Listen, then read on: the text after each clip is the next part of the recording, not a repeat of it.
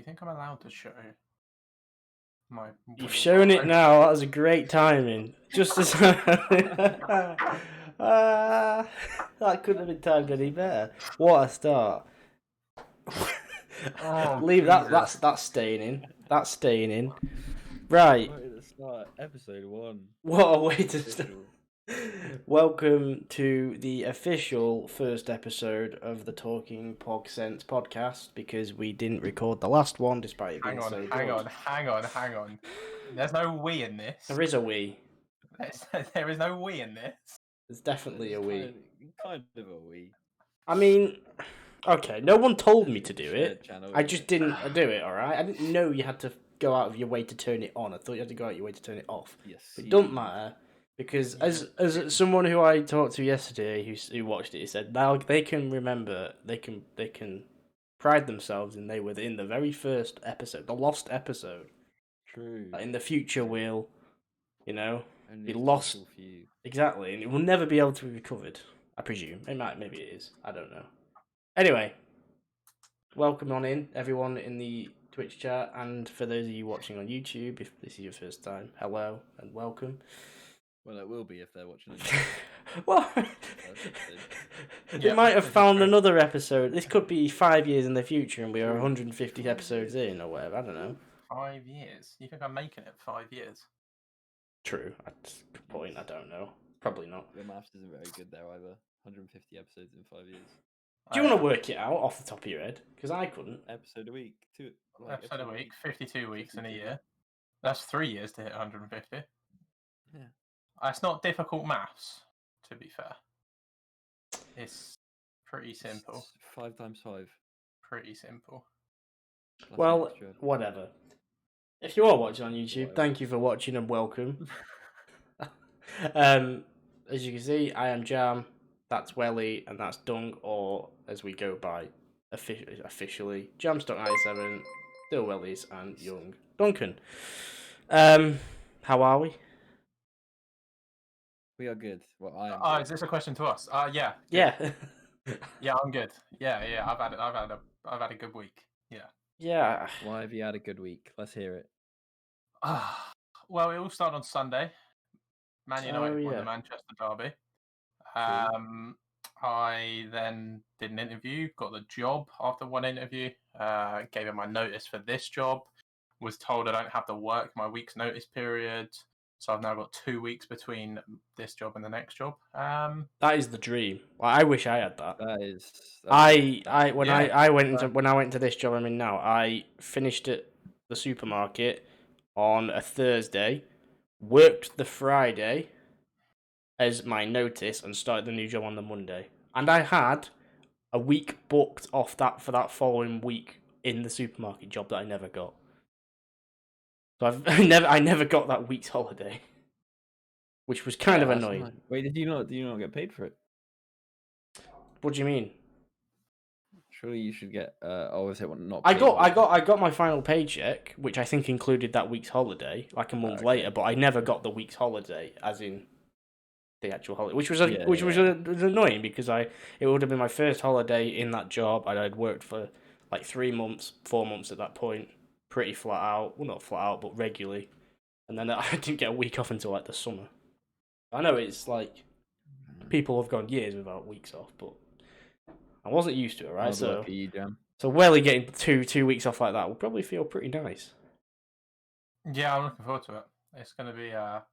I'm going to throw a couple of streams out there, probably. Oh. I know. Big claims. Well, I've got to get like my monthly income somehow. You got to afford to invest in stocks somewhere. Yeah, exactly. Yeah, exactly. You can go full-time stockbroker now. Love it. But yeah, no, I'm just gonna. It's not like I could do much. It's still in lockdown, so True. I'm pretty limited. Funnily enough, by the time the 2 weeks end, will probably be another phase of lockdown ease anyway. What I did get, however, though, from the lovely lady friend of mine, as a well done, is this. That is a big bottle. Corona bottle, which I'm now going to open with my phallic bottle opener. Very phallic bottle opener. Nothing but Very PG bottle opener. PG, Yeah, exactly. funnily enough, one thing I did last week was put the mature content filter on, so people are warned when they come in now. So Oh, that's alright then. But Okay, I don't know if you can show that. no, that's true. Like, Like, get away with mature content, but that's probably so I can't. no. you already have, but Probably not. Okay, it's it fine. stays away.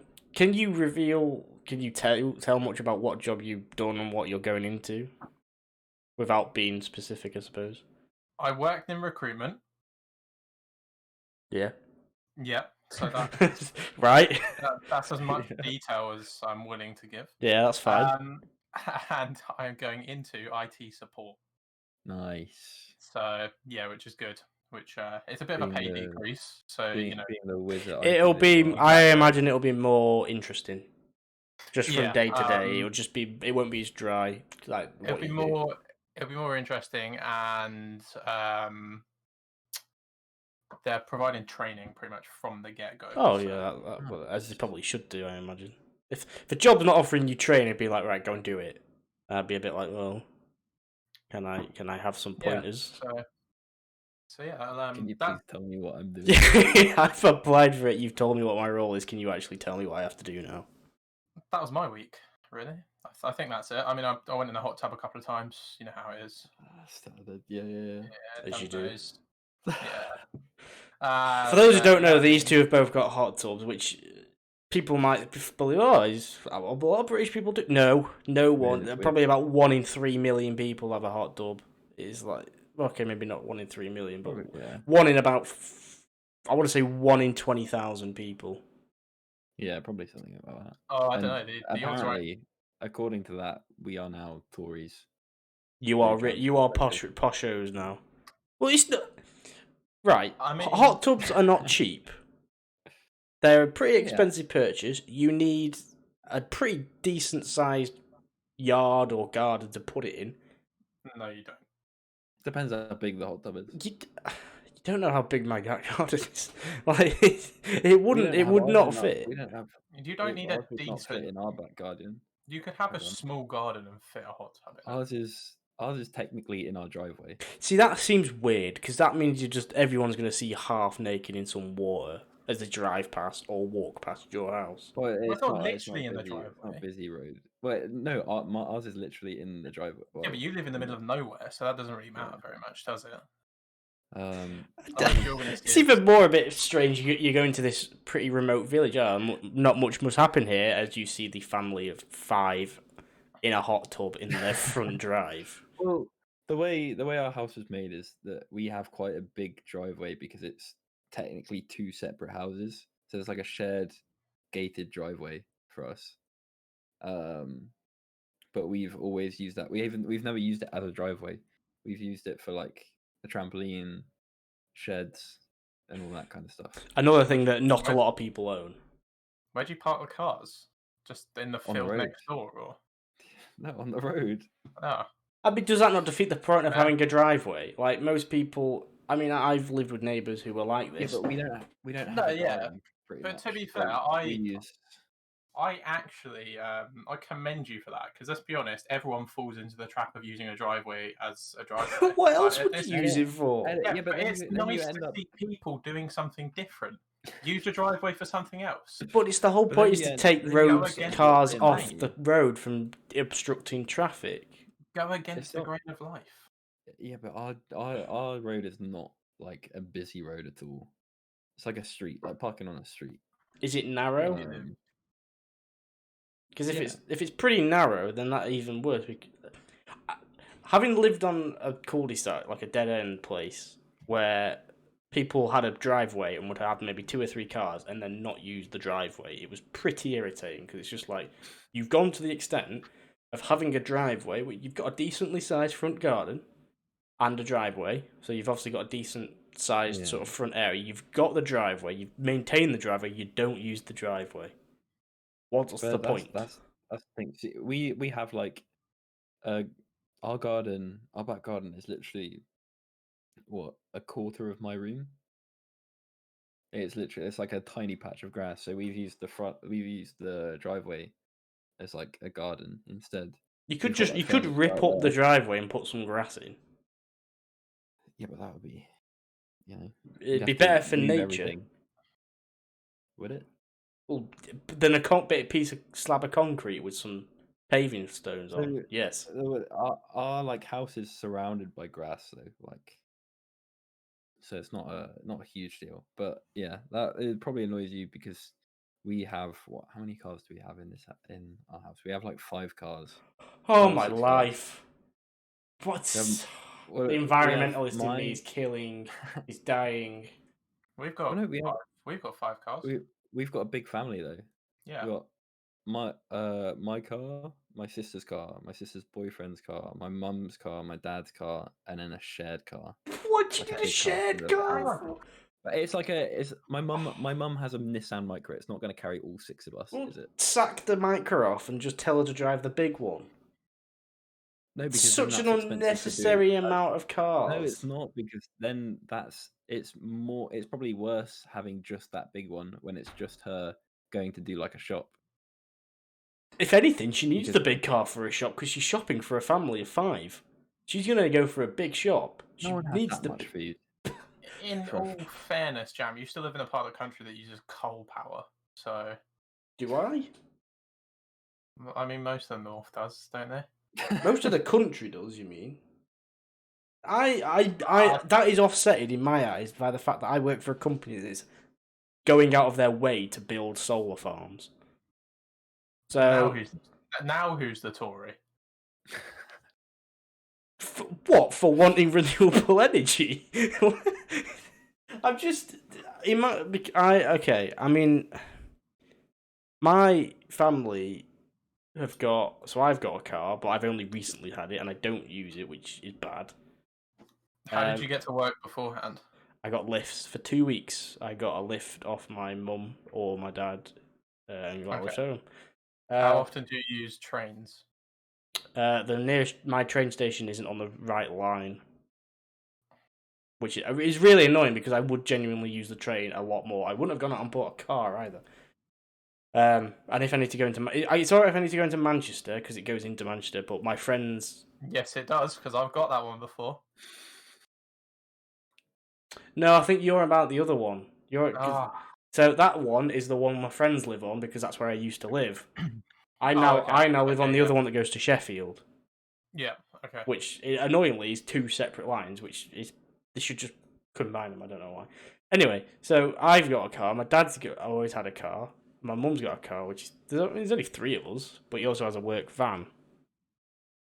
Now there's an argument that my mum could get rid of her car because she could just use mine, or we get rid of my dad's car and make it much smaller because it doesn't need to be as big, and my mum and dad share it because if one of the they're gonna go out in the same car, which is why I kind of, you have your parents have a car each, Dunk, and a shared car. But if you think about it, if you're getting rid of a car, for what reason though?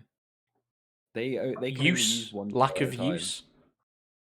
Yeah, it depends. I suppose is your parent? Do your parents work in separate places? I presume so. Well, my dad works from home because he owns a business, and my mum works for my dad. So is this work at home. Is that even before COVID? Yeah, they work from home. They my dad will only travel to work if he's going to look at one of his restaurants. Okay, like that warrant. He being a business owner warrants a car. That's understandable. Yeah. Your mum. I'm not saying your mum and dad shouldn't have a car each. I'm saying there's I know. no need for a shared car. Well, there is though. Think about it. If we go out as a family for a meal, yeah, there's 6 of us. Right. All right. How are we gonna get there if we don't have a shared car? We're gonna take 2 cars? That's worse. Just have one car that's big enough for 6 people. Hey, that's what we have. But you don't need you then don't need another car for when you're only in one person. That's like a big. That's a big like car. It costs like what, 70-80 quid to top up. Yeah, it's a lot. That makes sense. It's basically a minibus by the sound of things. Yeah, pretty much. So you want my mum to take that like 5 or 10 minutes down the road. No, I'm not because in that's the little one. That I'm not saying right. Okay, and then this sense, your mum keeps the micro because she only needs it to go to the shops, right? Yeah. Get rid of your dad's car and let him have the shared one. What? So he's gonna use a big car just for himself?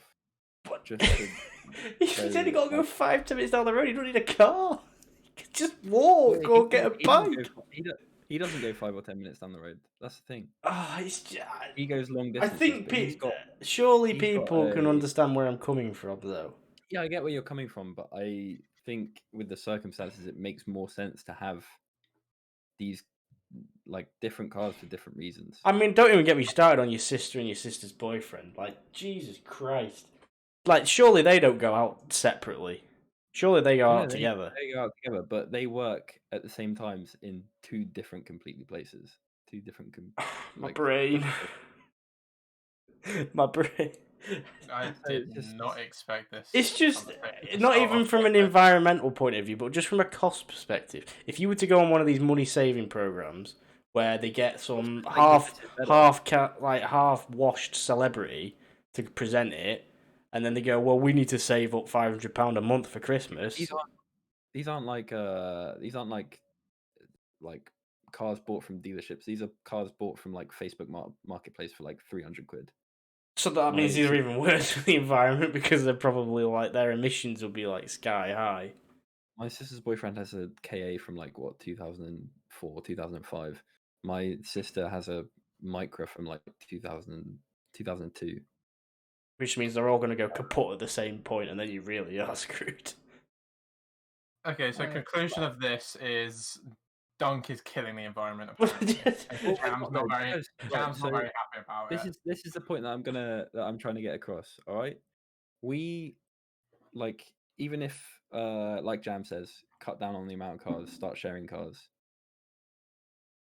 You're still using it the same amount as you would with like you just have more cars, but cars not being used. There is a point that you've got more cars, so each one is making less trips on average because you're spreading out the usage amongst all the cars for whatever you need. But you got to look. I mean, I know you said they're quite old, but insurance, tax, they'll be road tax because of how old they are, and then if anything goes wrong, it's just it's you then as opposed to just having one car of a certain decent age. That has decent insurance, decent tax, might not even have tax emissions, but then, I just think from a cost perspective, I can understand that you've got it for specific reasons.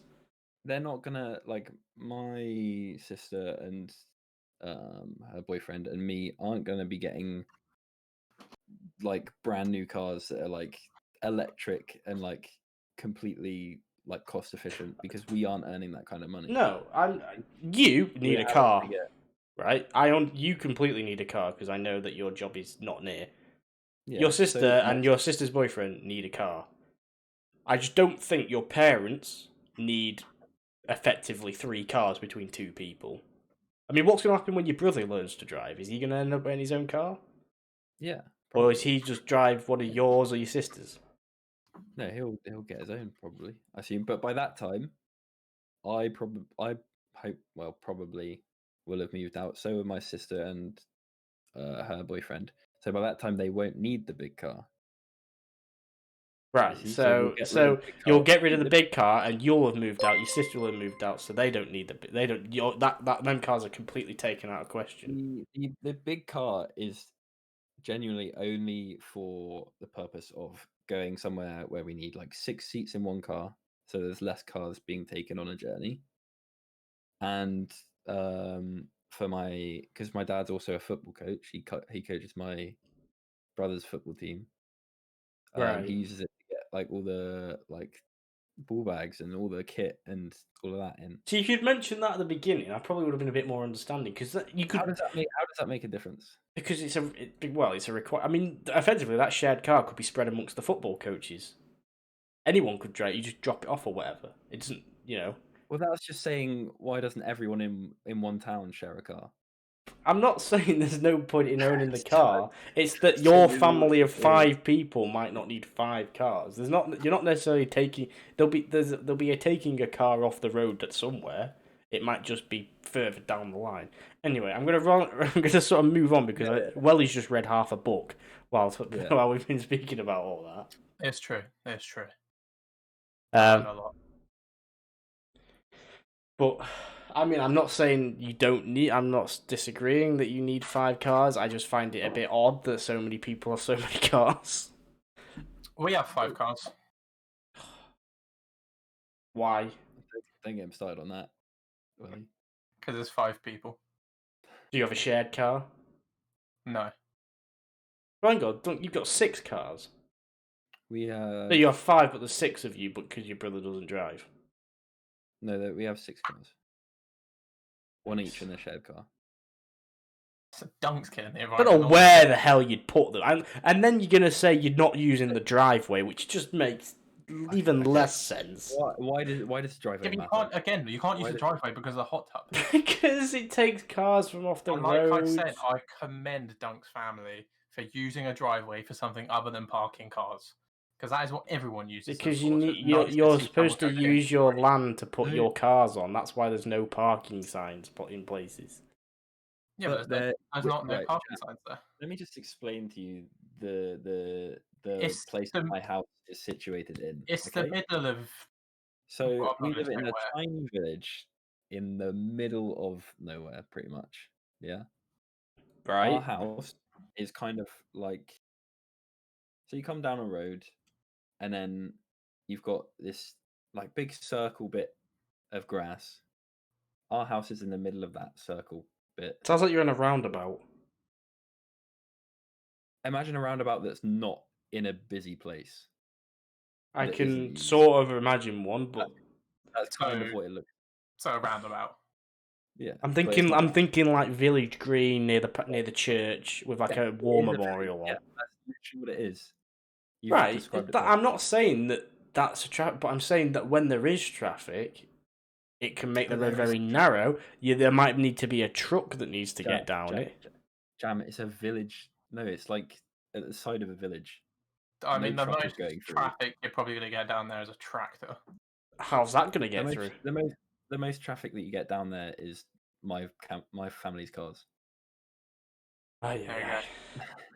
I'd need to see it to be able to form more of an argument. So I can't form an argument without seeing it and having a dispute.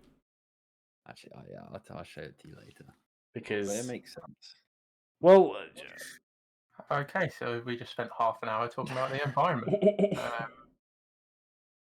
Anyway, how did we get onto that? Oh yeah, because we were talking about Welly's job, and that was Welly's week. So other than driving cars, Dunk, did you do anything else with your week? But you did. I bet you didn't even go out in it, did you? I bet you haven't even used that car this week. That's good for the environment. Why would I go out in a pandemic? And why would I go out and try and destroy the environment if he's not going the environment with my 6 cars? Yeah. Oh god. Well, there's one benefit. Not much has been happening. Like nothing really to do around here. I actually built my car from renewable sources, like tree leaves and branches. Mine actually has hamsters in the wheels. Yeah. Helps it run. I pedal. It's like one of those kids' toy cars. Yeah. Where your feet are out the bottom and you just got to run along the road. I mean, in the sort of argument on electric cars, I'm not even fully sold on them because, and I'm not going to go into a lot of detail on this because it'll end up being like a rant. But electric cars, you charge them at your own house, where that power is probably taken from the grid, which is probably fed in by gas and oil anyway. Or you can charge them at But that's hang on, but the power on the grid, that's your fucking job. Right, I'm trying. Yeah, just sort it out. If you want EV cars to work, if you want me to go into the depths of why my job is a problem, I will, because there is so many obstacles to have to hurdle through to get fucking solar farm through. If your job becomes successful, I'm going to benefit from it because I've got investments in EV and clean energy companies. That's- so you do your that's job fine. properly, I benefit, EV cars benefit. Hydrogen, Elon I'm Musk telling you, benefits. green hydrogen projects is where you need to be putting your money, because when they get that on in mass production, it's going to be, they're all, around the world, there's already hydrogen buses, hydrogen trucks, trains are running off hydrogen in Europe. We're just, as usual, slow on the uptake. But with EV cars, obviously they're getting, but I've always thought I would probably get an electric car, but I wouldn't get one until the range was sorted. Because at the minute, you drive a petrol or a diesel car, and you don't need to worry about where the nearest petrol station is, because there's one on probably every half a mile. The range is good on some electric cars. There is. Again, I personally would just like to never have to think about it, like you do with petrol. Like you think, oh, I'll just fill it up whenever I next see one, or when I'm next out in it. Yeah. Like, I'm not saying all electric cars have this, but I know Teslas have it, where if you say you set a destination in your GPS, it will actually like mark out the like charges along the way, so you can stop at charges. I'm not saying every. Well, and then you're on to the next sort of point of what the EV car is made out of. Yeah. And where it's sourced from and how those materials are then made. Because a lot of them are. But that's going to be a problem with everything, isn't it? Well, yeah. Because at the minute, I think a lot of the materials are still like the same materials made out of cars, like carbon fiber and aluminium, and a lot of them aren't made very well, or very sustainably. A lot of them come from China, which no respect to China, if you're watching, but they're not. Their processes aren't the best, and there's a whole other area of issues to go into there, and they're doing it on a mass scale as well. Doesn't tend to benefit the environment. So I'm the jury's still out for me on EVs. Because I know, but I think it's still better than just a regular car, isn't it? I think I'm gonna try and get it is, and the fact that pretty much every car manufacturer nowadays is bringing out some form of electric car. Yeah. They're the only ones you ever see advertised. Maybe it was just me. There's like a lot. I know, like VW have one. Obviously, Tesla. I'm pretty sure. One I have seen that is really cool is it's called. I think the electric car itself is called a Polestar, but it's I've seen Renault's. The name rings a bell. It looks. I walked past one a couple of weeks ago, and it looks amazing. But I then looked at the price, and it's about double what a Tesla is. So that is another thing, is that they aren't at a price that is appeals to mass, because they're just not cheap enough. I think right now your best bet for an electric car is a Tesla. Yeah. There's a few good companies. A Model 3 costs what, 30k? Yeah. What's the depreciation like on EVs? Like, if you were to get you get an old model of a car, how does it depreciate? Is it? I imagine part replacements are going to still be quite expensive. Range issues. Yeah. I know I'm pretty sure for Teslas you can't take it into just any shop. I'm pretty sure you have to take it to Tesla. Definitely. I'd imagine most EV cars will be like that until EV becomes a much bigger thing, and all these kind of mechanics everywhere start actually having like parts to EV. The other one that just always gets me is just when, and this is probably just down to traditional inaccuracies with the technology involved in normal vehicles, is your fuel gauge says when you're empty. It doesn't necessarily say you're empty, it just says that there is next to no fuel in it. Now, you can read a little bit into that, because each car might have a little bit left. There might be a little bit left in the tube that it can run off. You don't know how much it is, but there's enough there that gives you a threshold of probably a few miles or kilometres where you can quickly find a refueling station. With electric cars, when your range reaches 0, you are out of power, and there is no extra. There's no little bit left in the plug, or it's not going to be able. You can't.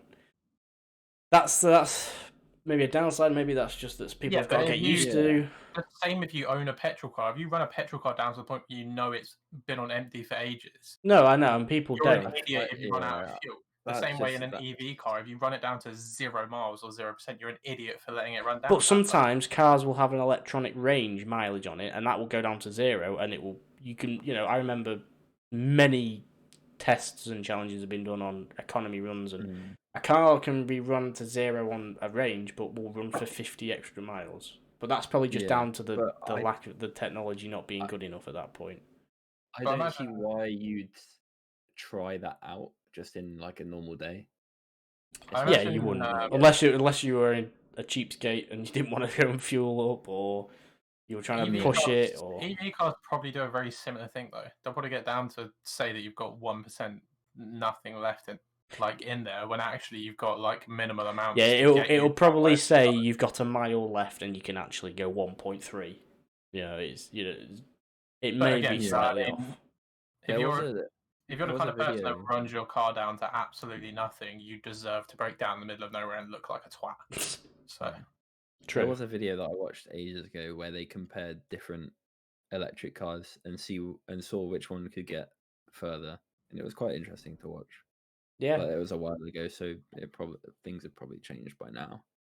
I mean, also, why wouldn't you want a Tesla at the moment? You can literally put a USB in, and you can make your horn anything you want it to be.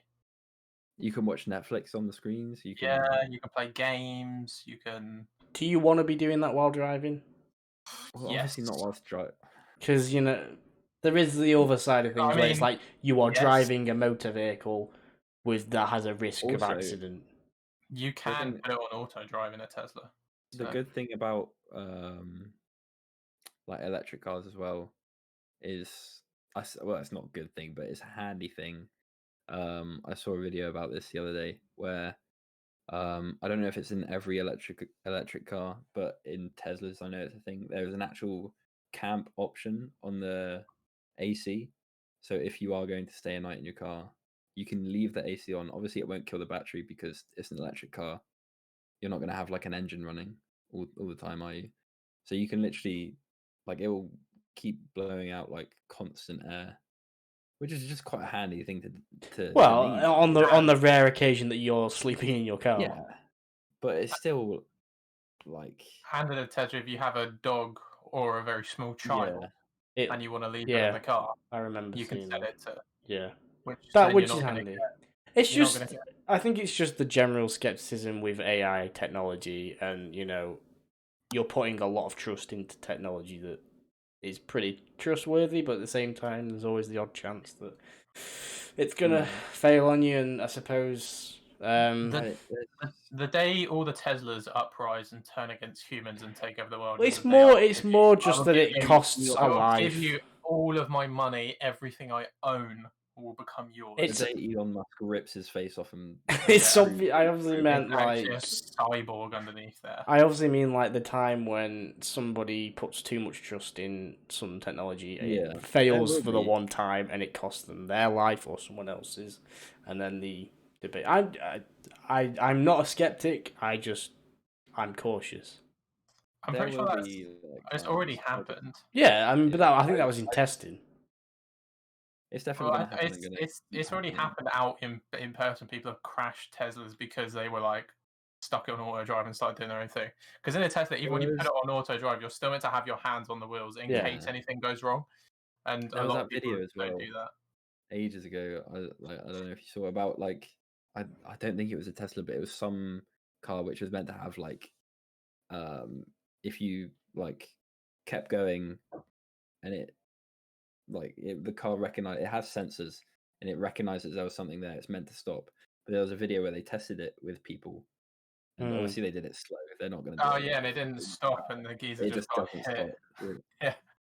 So there's gonna be hiccups with it all the time. Just because sometimes you can't predict what other people on the road are gonna do. Like, it doesn't matter how well you write the code or how well you prepare it. I feel like that stuff is more made for America than here. It is, because their road networks are more straight. Yeah, they've been laid out in such a way that they're all very similar. There's a lot less sharp corners and much more sort of predictable. Does the Tesla autopilot work on a roundabout? Yeah, they do them in the UK, so they work. Yeah, it's a good question though, because of the lanes. Roundabouts, because there's not always lanes on roundabouts, is there? Yeah, because I mean, this is just the problem with European and maybe British road systems, is that our road systems are based off of the road networks from hundreds of years ago, and they've sort of modelled it to be like modern day with road markings and whatnot. Yeah. But a lot of them aren't are completely different and don't. You got some roundabouts are well designed, they've got traffic lights, they've got different lane mergers, and then some are just a free for all. You imagine it going around the Champs Elysees. The problem with America, though, is America was basically just an OG version of City Skylines or SimCity. Yeah.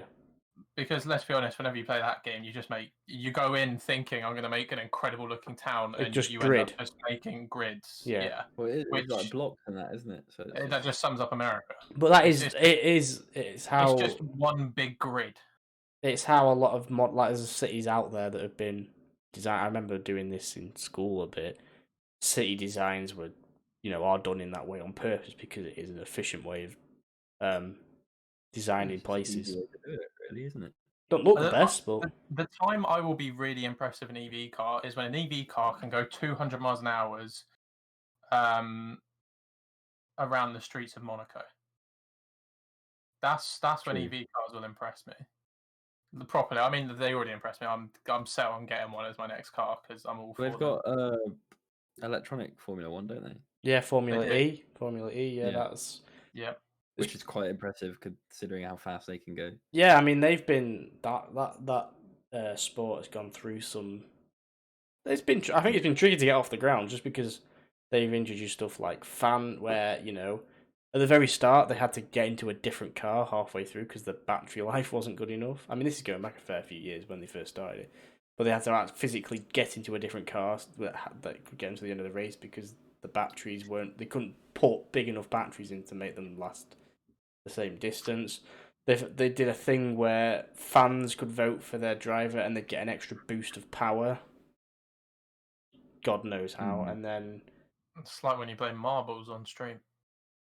Yeah, which I've never been able to do, like get a boost or seen someone get a boost. Yeah, I mean, without changing the subject completely, but this thought has just popped into my mind. Have we recently come across any mind-blowing facts that you just never had thought of before? Because there is one this past couple of weeks that I came across. I probably have, but I can't remember any off the top of my head. So the one I came across was that you only ever have a lap when you're sat down. As soon as you stand up, you no longer have a lap. Yeah, I think I've seen that one because it's just it's just an area that's designed as the hole between your legs. Yeah. It's amazing. So when you think about it, you say it and it just messes with people's brains. It's amazing. my mind was blown as soon as I read that. And then it's like all those questions, which sparks debates, like stupid questions which spark debates, like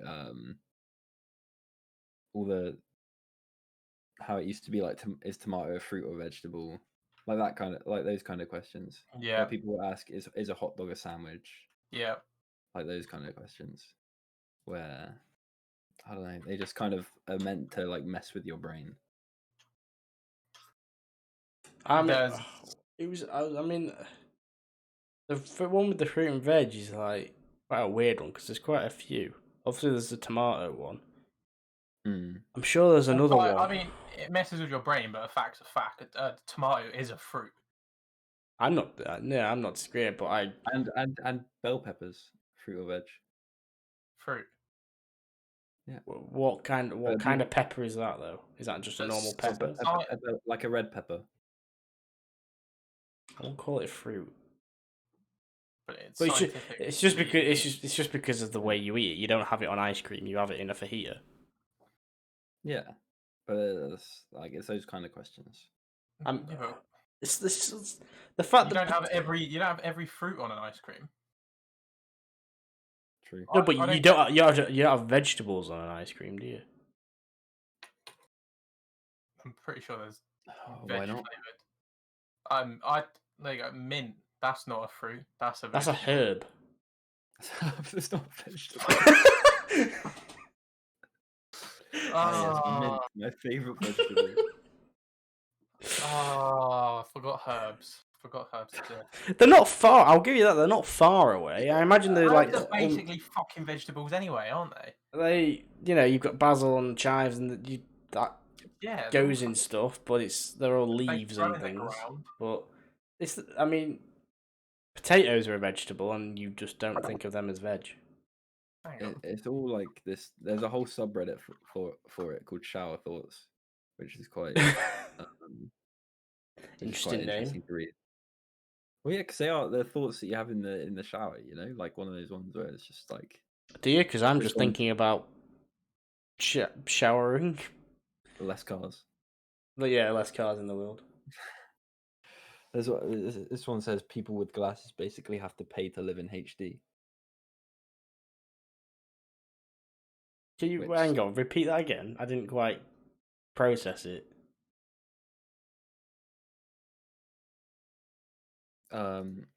People with glasses basically have to pay to live in HD. Oh, well, this is true.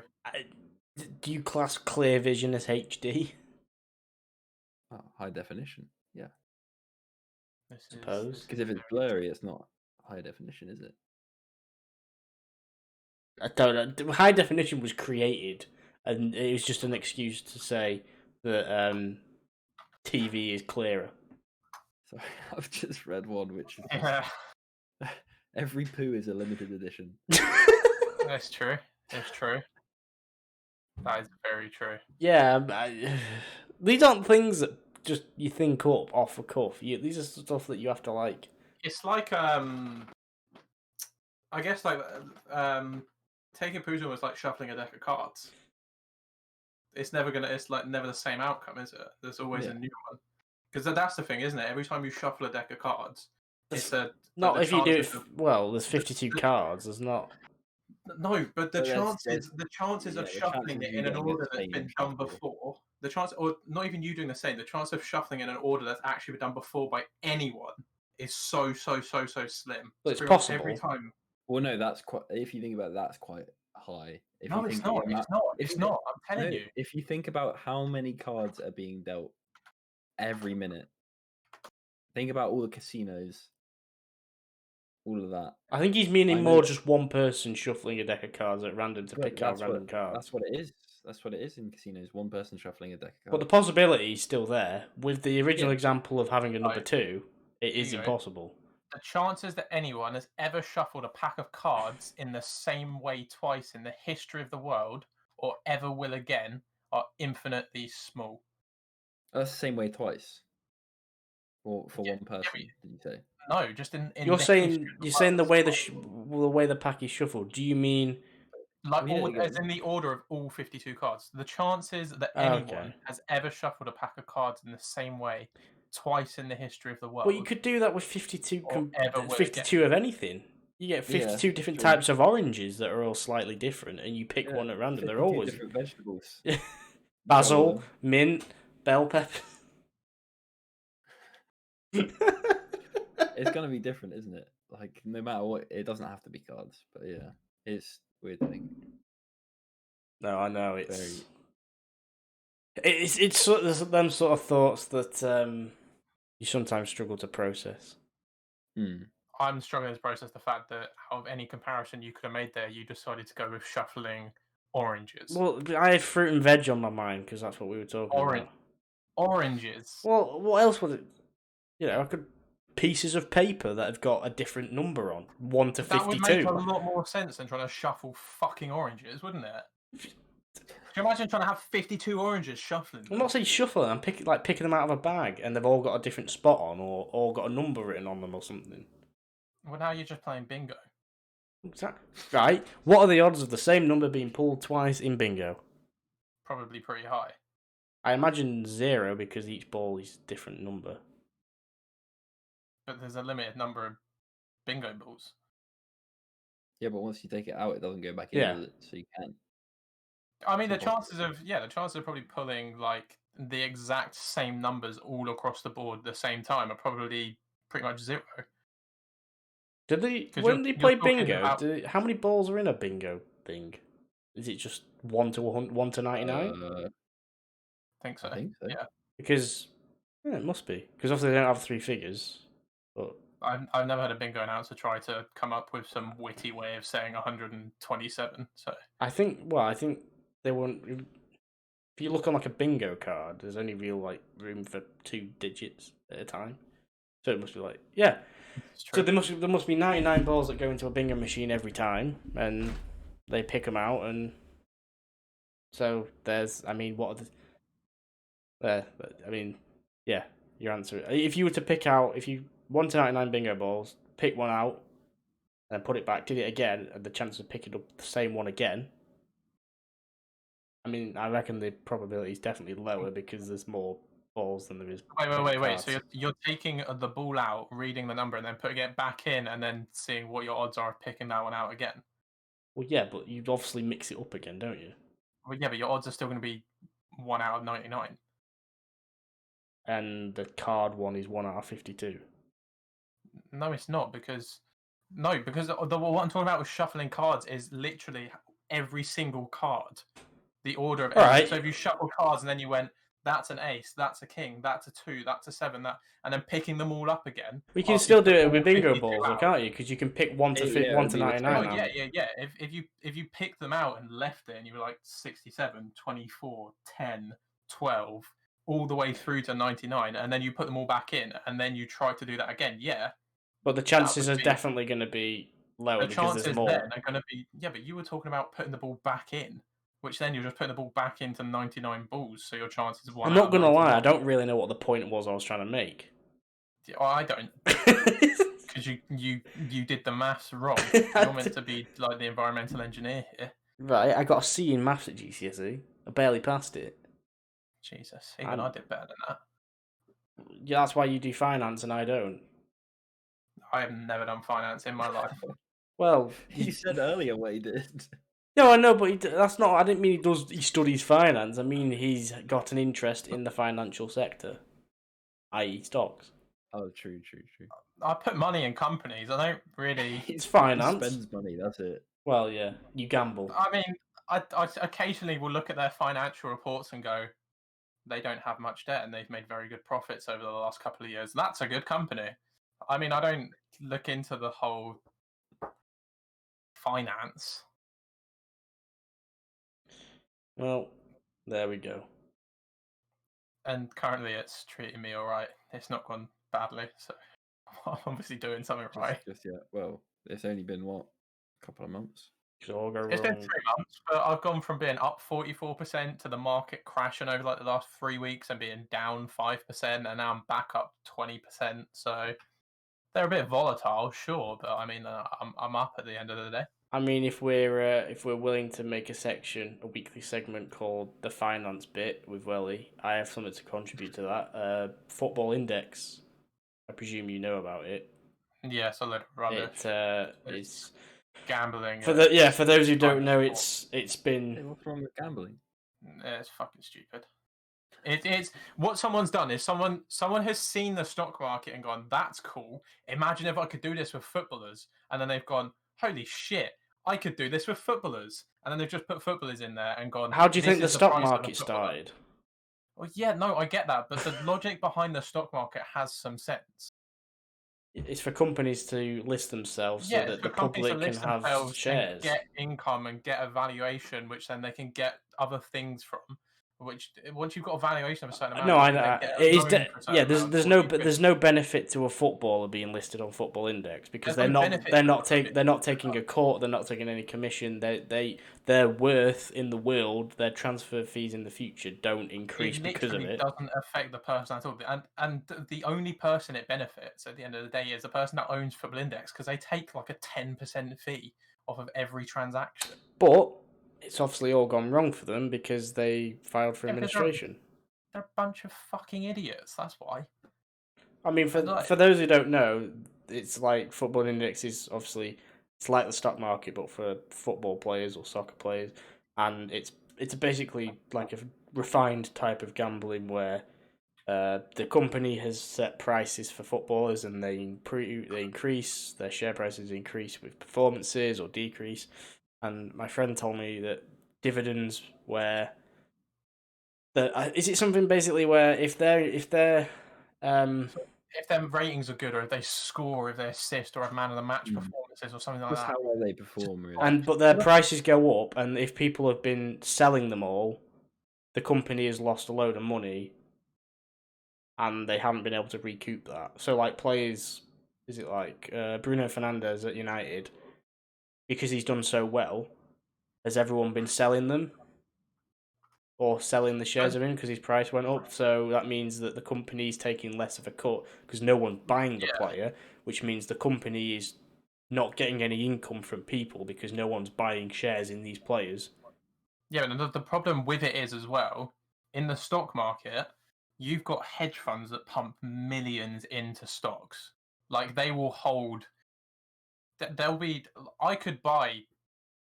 I don't know how much is fucking Tesla's $690 a share right now, or £690. I could buy one share for 690. There will be hedge funds out there that own 50,000 shares of Tesla for millions, and so ultimately, me selling my one share isn't going to affect the company. No, But the difference as well is Football Index. The spread between what you buy a player for and what you sell a player for is like £2 or £3. yeah, different. it's a lot lower. But I'm not questioning the process of it. I'm trying to highlight what's happened this week with them because I know they've basically gone bust because players values have completely collapsed because everyone is selling them. Because players have done so well, their values have skyrocketed, and everyone's lost money. That's not the only reason. Okay.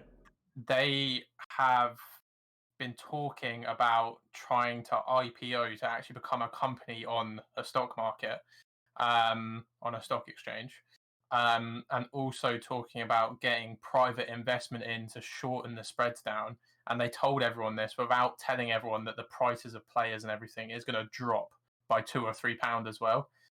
And so they did all this. The prices dropped. Everyone kicked up a fuss. Everyone sold stuff, and now they're up shit's creek because. Yeah, I mean, some people, which probably rightly or wrongly in their sense, have pumped a lot of their savings accounts into it and have lost pretty much all of it. It's like putting your money into football. It's the same thing as me putting a fiver on 14 different games on Bet365 of City, Bayern Munich, Leipzig, United, Chelsea all to win. And inevitably 14 games, one of them is going to lose. It was an interesting concept for people if they wanted to maybe learn a little bit how stocks and shares worked and didn't want to invest in like real time stuff. They could learn a little bit because they might know more about football than they do about stocks. So from that I know my friend, I think he had 2 players and made like £9 from it all. Yeah, the logic behind like putting a little bit of money in there and just enjoying it is fine. But yeah, to try and create kind of betting but branded in a different way. To try and create a stock market feeling with football players was just never going to work. Because at the end of the day, Tesla could come out tomorrow and say our Model 3s are like they're failing, their batteries are dying 2 years before they're meant to, and the stock price would dip because everyone would be like, oh, okay, well Tesla's failing. But eventually, Tesla will come back up to the price that it's meant to be, and they'll release something new. A player could go up to £9. Bruno Fernandes could break his leg tomorrow and have a career-ending injury. There's no chance at that point of anyone ever getting like. You can hold Tesla for 5-10 years, and you know eventually it's going to come back up to that price and probably exceed it. Bruno Fernandes breaks his leg tomorrow and his career ends. All the money you've put into him is gone because everyone's going to have sold him. That Football Index set the prices, so they're just going to have driven the price down. No, that could be like you don't know when or if Tesla could just go bust. Oh yeah. No, absolutely, Tesla could just go bust. But the chances of Tesla going bust is so slim. There's like Tesla. I mean, Tesla's gone from something like 900 to 700 in the last 2 weeks. Yeah, So if you bought a 900, yes, you probably feel a bit stupid at the moment because you're down, but ultimately, Tesla has such a big role to play in EV and environmental change and everything going forward. It's going to exceed 900 at some point. So if you just hold it, you're going to make your money back. It's If Bruno mental breaks his leg, Yeah, the volatility in a footballer compared to a company. Yeah, That's so different. That's why it's gambling, because at the end of the day, Tesla stocks are gonna rocket in like what I think it was like 2 years. Elon Musk said that he could potentially have like space travel like down. Yeah, but I mean like that's for like ultimately it. like for regular civilians. He said he could Yeah. have like space travel down and working in the next like 2 years. You invest your money into a stock because you've got faith in the company and you believe the company's going to be good long term. But on Football Index, you invest in a player because you think, oh, this player's good right now. They're going to get good in a few years' time. It's just different because one's a person, one's a company. Yeah, I mean, ultimately, some people put their life savings on a person to play well for a season, and if they flop, they've lost a ton of money. And the chances at that point of them ever getting it back to the value it's worth is so small that it's just not worth the time. But what you can have shares in football clubs. Now, football clubs are not as volatile as a football player, but are more volatile than other companies because of their industry. Yeah, football clubs can disappear and be liquidated in a matter of weeks if it all goes wrong. Look at some of the examples of the lower English leagues. Look at examples abroad. When the money runs out, they disappear quick, and maybe that's why not every single football club you can have shares in. Like only the big ones, like obviously United, you can have shares in. United are on the New York Stock Exchange. Is that because they're too big for them to collapse, so that if they were to liquidate, people wouldn't lose out on it? And it's more a money-making technique than anything else? Ultimately, they were put on there under the Glazer regime. They were put on there to make money. They made billions off of listing Man United because ultimately people want to buy it. But I think at the moment, I don't know what their symbol is. So on the New York Stock Exchange, you could buy a share in Man United for £18.25. So I could drop 20 quid and I could say I now am a part owner of Man United because I own a share. But you haven't. No, but legally I would because I own a share or part of a share. How come you haven't done it? Because in my eyes, there's no potential there for that to ever be a really good return. Yeah, but you get to own a share in your football club. Well, yeah, I mean, probably once I've got a bit more money to mess around with. Sure, come on, it's 20 quid. Yeah, but that's 20 quid could get me 20 shares in a company that I've actually treat yourself. Treat it as a present to yourself. Say, I'm going to buy a share in United, and I can say I've got a share in United, and I don't want to make money off it. I just want to buy it so I can say I've got it. Yeah, but so probably down the line I will do that a little bit. But I've got 70 quid in a company that's waste to energy provider in the UK, and their shares are like 2p a share right now. So I own about 3,500 of them. Jeez. But I feel like it's a lot more difficult for like prices to rise and fall in like football clubs. Yeah, well. I mean the price of performances sometimes don't they? It changes it all. Yeah, but obviously Weirdly. it's not gonna affect the stock prices as much as say Apple releasing a new phone or something. Yeah, Man United were listed on the stock exchange in 2012 at a price of 13.26. The highest it's ever been is 25.40 in 2018, and I wonder why it went up then. Probably won the Europa League. Wow, is that all it takes? Well, but to be fair, it makes sense. I mean, like someone said in our chat, Green Bay Packers of the NFL are the only example of that in American football. part of the reason why I chose them as my team because they're fan orientated. I would personally like to be a shareholder in them, but there is like a Green massive Bay win risk. Packers. Hold on. Oh God. What's it doing? I mean, this is my team. This isn't Dunk. I'm a Green Bay Packer fan.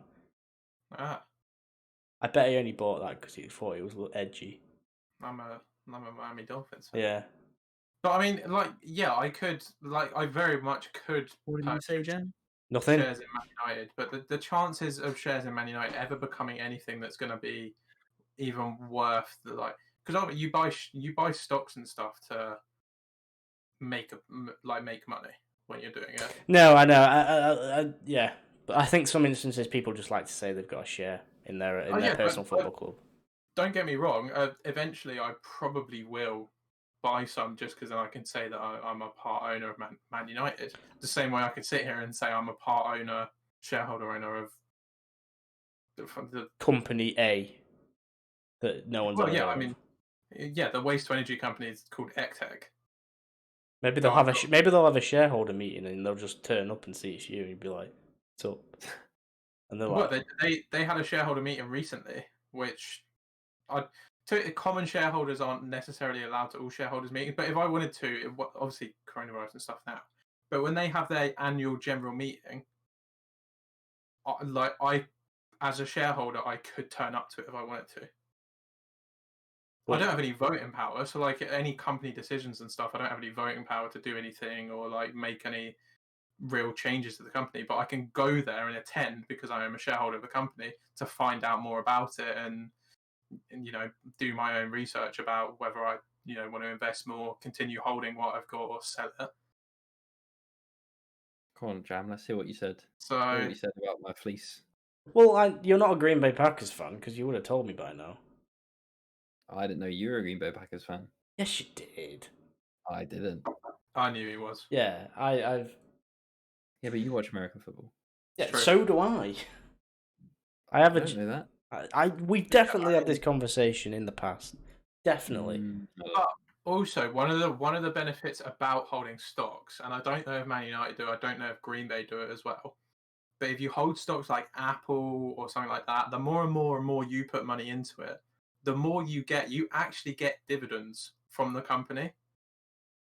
So if that company pays out, there's companies out there which pay out monthly dividends of about 2-3% of the amount of stock you own. So if in 10, 20 years, but in 10, 20 years time, you've got 20, 30 grand invested in Apple, you're going to see probably a couple £100 a quarter. Yeah. But that's the only thing for a company like Apple, you're going to have. Oh yeah, I mean, you're going to have a lot. At the moment, I've got about £60 in Apple, and their quarterly dividends came out this month, and I got 5p. But, nice. But that's just interest, isn't it? Like interest of just having money in a bank account. But I mean, ultimately, the whole reason you invest in stocks and stuff is to beat inflation. As a retail investor like myself or anyone else, any other individual, well, that's what individual investors are called, retail investors. But I mean, any individual that puts money in the stock market, you're doing it. Obviously, you could day trade and make a living off of it. But if you invest in the stock market, you're doing it because you want your money to beat inflation yearly.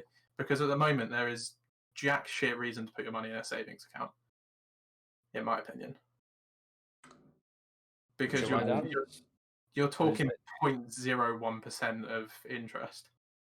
I don't do either. I don't think. No, I feel like I should because I've earned a substantial amount that I don't feel comfortable having it all at once. But I need to explore the options of where to put it and when. So, but that's... I mean, even if you put half of it in savings accounts just to keep half of it there, and you put the ultimately, if you count as 0.01. Yeah, exactly. So the S&P 500, which is the top 500 companies in America, on an average yearly basis since it began, has returned 9%. So my other interests. Are you telling me to put my savings account in shares? No, I'm not saying do that. I'm just saying if you took half of the money out you'd get or a quarter of the money in there. Well, you wouldn't. it's compound interest. Like you can go online and use a compound interest calculator. Over 30 years, you put £200 into a savings account. Over those 30 years, you're saving about £78,000 of your own money. Which £78,000 sounds great. You put it into a savings account which has 0.01% interest in it for the 30 years. You make £1,000 in interest. I mean, I got one that has 0.15, so it's not as bad. I mean, interest rates are low anyway. I think interest rates are low. Yeah, they're probably going to change. They're never going to be high, are they? No, they're never going to be like 5%. Let's be honest. At most, let's say they go up and you get, I don't know, maybe £5,000 interest over 30 years of £78,000. You do the same thing, put £200 a month into just the S&P 500, which returns 9-10% on average a year. That £78,000 becomes something between about £800,000 and 1.2 million. I don't know the exact figure because I've not looked at it in a while. But I mean, if you put it that way, and this isn't you putting your money into some dodgy company that's gonna go bankrupt. And in that 30 years, there's probably going to be points where the market dips and crashes. And I mean, I've seen it in the last 3 months. My account was up 40%, down 5%, up 20%. There's going to be dips and stuff. You just got to kind of rise through it and keep your money there. But ultimately, you're going to make a shit ton more than any interest you would get from a bank.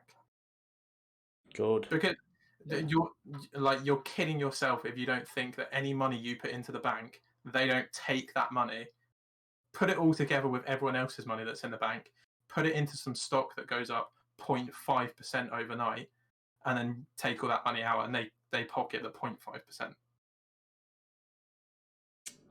Before this becomes a podcast that people might mistake as being part of the Financial Times, let's swiftly divert.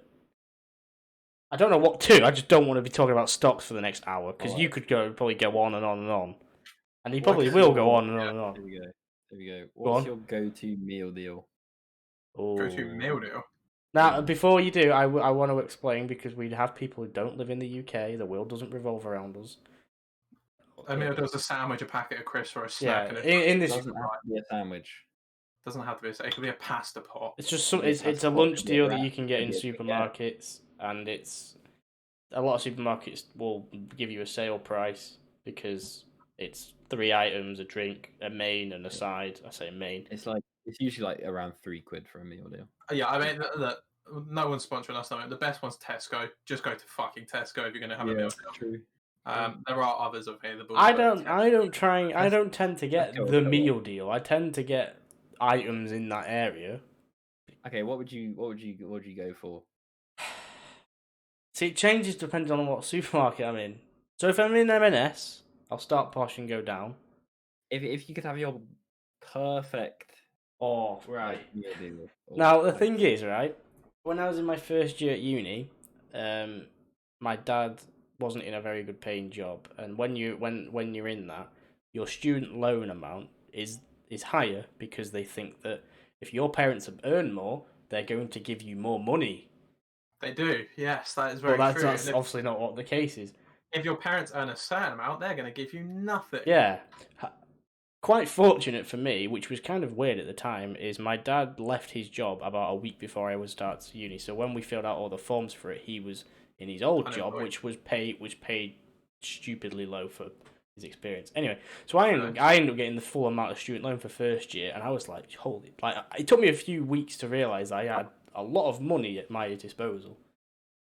So one time I went to M&S, which, if you don't know, is like the second most posh supermarket in the country behind Waitrose, and I just blew £80 on about 15 to 20 items, and in that was, so I've been getting like sandwiches from M&S for years, and there's the roast beef and horseradish they do is one of the goat sandwiches in my opinion. I've been having it since I was probably like 10. Nice. But this one store in this place where I went to uni did a baguette version.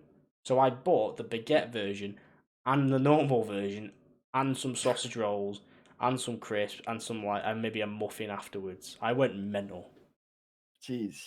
So if I had to pick like what would be my dream sort of thing, it'd probably go to M&S and get that sandwich, get the normal like plain cheap sausage rolls. The more processed they are, the better. Probably a muffin, and to be fair, all crisps they do are nice. So even I'd probably go for a low calorie lentil crisp just to because if I was on a diet. Do you know what I'm hearing here, Dunk? That's What? a lot. That's a lot of plastic being used. That is That's a lot of plastic. Considering That's a lot of packaging. Considering when you get a muffin, it's in a paper bag from the bakery. The sandwich is cardboard that gets recycled. The bag of crisps is probably in recyclable packaging. It's M&S as well, remember? So. And the lentil, yeah. Mine's a bit more simpler, to be fair. Egg and cress. No, God no. I'd never go near an egg sandwich ever. Ham, no mayo. Oh no, God! Can you imagine? No, chicken and bacon. I think for me. Nice. Where from? Tesco. Yeah. I think crisp wise, it's gotta be probably the McCoy's salt and vinegar. Yeah. They're great, and I think drink wise, it's gotta be like some. It's got to be like some cold coffee or some chocolate milk or something like that. Oh, the chocolate milk with a sandwich. That's not. That doesn't go well. I like to get a flapjack on the side, so at the end I'll eat the flapjack. I'll take like a bite out of the flapjack and then have like a bit of the chocolate milk and it just mixes together in my mouth. It's almost lovely. It's almost as good as an orgasm. I will say that. I see that I'm being outed for wanting processed food and being outed about GMOs, but you know, GMOs are absolutely fine. I've learnt about this, and people, America hate GMOs because they think it's like fucking alien food, when in reality it's like the tiniest change. In all fairness, chalky milk make pain go away as well. So true. Which is going back to what you said about egg sandwiches. One of my friends. Oh no. His favorite sandwich was an egg sandwich. Oh no. They just smell so bad. The only time an egg sandwich is fine is when it's an fried egg on a sandwich, and even then it's questionable. Eggs in general. Do you know what? To be fair, at home if you make it yourself, bacon and scrambled egg in a wrap is unbelievable. Like a breakfast wrap. Yeah. Wraps I'm very hit and miss with. They've got to either be like Mexican based food or I don't know, I just like people who put ham and salad in a wrap. I'm a bit like no. I think my go-to would be like a chicken Caesar wrap or something like that. Alright, so Co-op do a mean chicken Caesar wrap. Co-op? No, to be fair with Co-op, because I had one right near me in my last year at uni. Co-op or Tesco are just the best for meal deals. Having worked in Tesco for like a while, I did tire of the options. And I worked in, so I did a stint in, the hot deli bit, not where you get like, some stores had like a big sort of bit for it, and ours was just a warm. Where you get like 10 chicken wings for like £2. Yeah, the funny thing is they get reduced like every half an hour, and they never get sold. So if you ever go at about 3:00 because it shuts at 4. If you go at 3:00, they're probably 50% off, maybe even more. There's people who will purposely go into Tesco at that time to buy 3 whole chickens for like £2. Yeah, there were a couple of times in one of my previous jobs where I went to Tesco at lunch and I just bought a whole chicken, and I just sit in the break room just eating a whole. It's all right, but I don't eat them, but I obviously I have to bag it up, and it's one of the greasiest things I've ever seen. Oh, they're so greasy, but they're so good. We used to go down to Morrison's during lunch in school. Morrison's isn't bad. They do decent steak bakes. Morrison's not quite Greg's, but not bad. So on the subject of food, what's everyone's Subway order? Italian BMT. Yeah. What's BMT again? I'm pretty sure ham and bacon. Yeah, I'm pretty sure it just stands for bacon, meat, and tomato. Bacon, meat, tomato. Wow. But they don't put tomato in it. What you can do is Subway. Yeah, you can choose to put tomato in it, but like they don't put tomato in it as part of the BMT. They just do the BM. Yeah. I don't know what BMT stands for. So it may as well be Italian BM. Subway. The first Subway I ever had was in Gibraltar. Weirdly enough.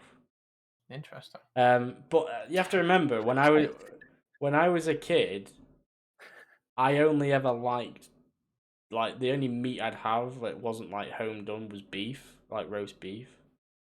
I just looked up BMT meaning. It came up with big man thing. All right, I thought it was gonna be something worse. Big man thing, moving mad. But no, so I only ever had like roast beef based stuff, and I remember. In fact, I don't remember what my first Subway was, but the first time I remember, I just remember going in and just asking. I don't like what I have isn't a thing that's technically on the menu. I just ask for beef on foot long. It's steak. I think they do, but foot long steak on hearty Italian. I've only ever had hearty Italian. It's an absolute top tier bread. Italian herbs and cheese. Yeah, the herb and cheese one is good. Doesn't look too bad. I have had the meatball one. The meatball one's a bit messy, and you can kind of taste the low quality meatballs sometimes. But so the filling, the veg that I go for is lettuce, which is obviously pretty bog standard, not very exciting. Sweet corn. Yeah. Olives. Sometimes I'll throw pickles and jalapenos in, or one or the other. Nice. And then sauces, I go for chipotle sauce, which I think is just, again, a bog standard sauce. Everyone loves it. I need explaining on Chipotle, because obviously it's a restaurant, but it's also a sauce. Are they related? It's like a smoky kind of sauce. But I will get that sauce, and then I will also get garlic aioli. That's like garlic mayo, isn't it? Yeah, because it's so good. I mean, the mayo they do is alright. Possibly the best sauce that's ever been invented. Yeah, well, that stuff is like the best mayo thing. is just unbeaten. Like when you're on holiday and they're just like, you just get bread and that.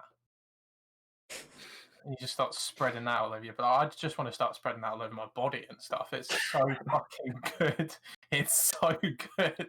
I went through a phase when I was younger, and my auntie sort of got me into this of like whenever we'd go out for a meal, and I'd be like 11 at this time, I'd be like, yeah, I'll have the Italian dipping breads, olives and oil, please. Like proper Ponzi starter, and I'm there dipping my ciabatta in balsamic vinegar and the oils, and I'm like 10 and eating the olives. Most people hate, kids hate olives. I was a sort of a late joiner to olives, but olives are decent. This is also one thing that I want to pick up on. You said garlic aioli, right? Or alioli. It can be called two things. There is no reason to put garlic in front of it, because aioli or alioli is garlic seasoned mayo. Oh, I don't really know what alioli is. I just know it's closely related to mayo. It's garlic seasoned mayo. Yeah, is what it is. Garlic mayo, basically. I didn't realize that it needed its own word. I thought you could just call it garlic mayo. I didn't know we were going so fucking straight down the line. It's either garlic mayo, aioli, or alioli. It can be called either. It can be called garlic aioli because that's what it's called. It's like calling barbecue sauce meaty barbecue. Well, you may as well not call meatballs meatballs. You may as well call them balls. Well, no, because what are they made out of? Yeah, but they're made out of meat, but why do you need the meat there? That's quite clear they're made out of meat. Well, not necessarily. It's clear they're made out of meat. That's the same argument of it's clear it's garlic mayo. Why bother calling it garlic? It probably looks like normal mayo. The name for garlic mayo is aioli. So all aioli has garlic in it. So you don't need to call it garlic aioli. I just didn't realise it warranted its one-worded name. There we go. Just had to put it out. So fucking precise. But meatballs, if you called them just balls, they could be anything. They could be like deep fried fritters.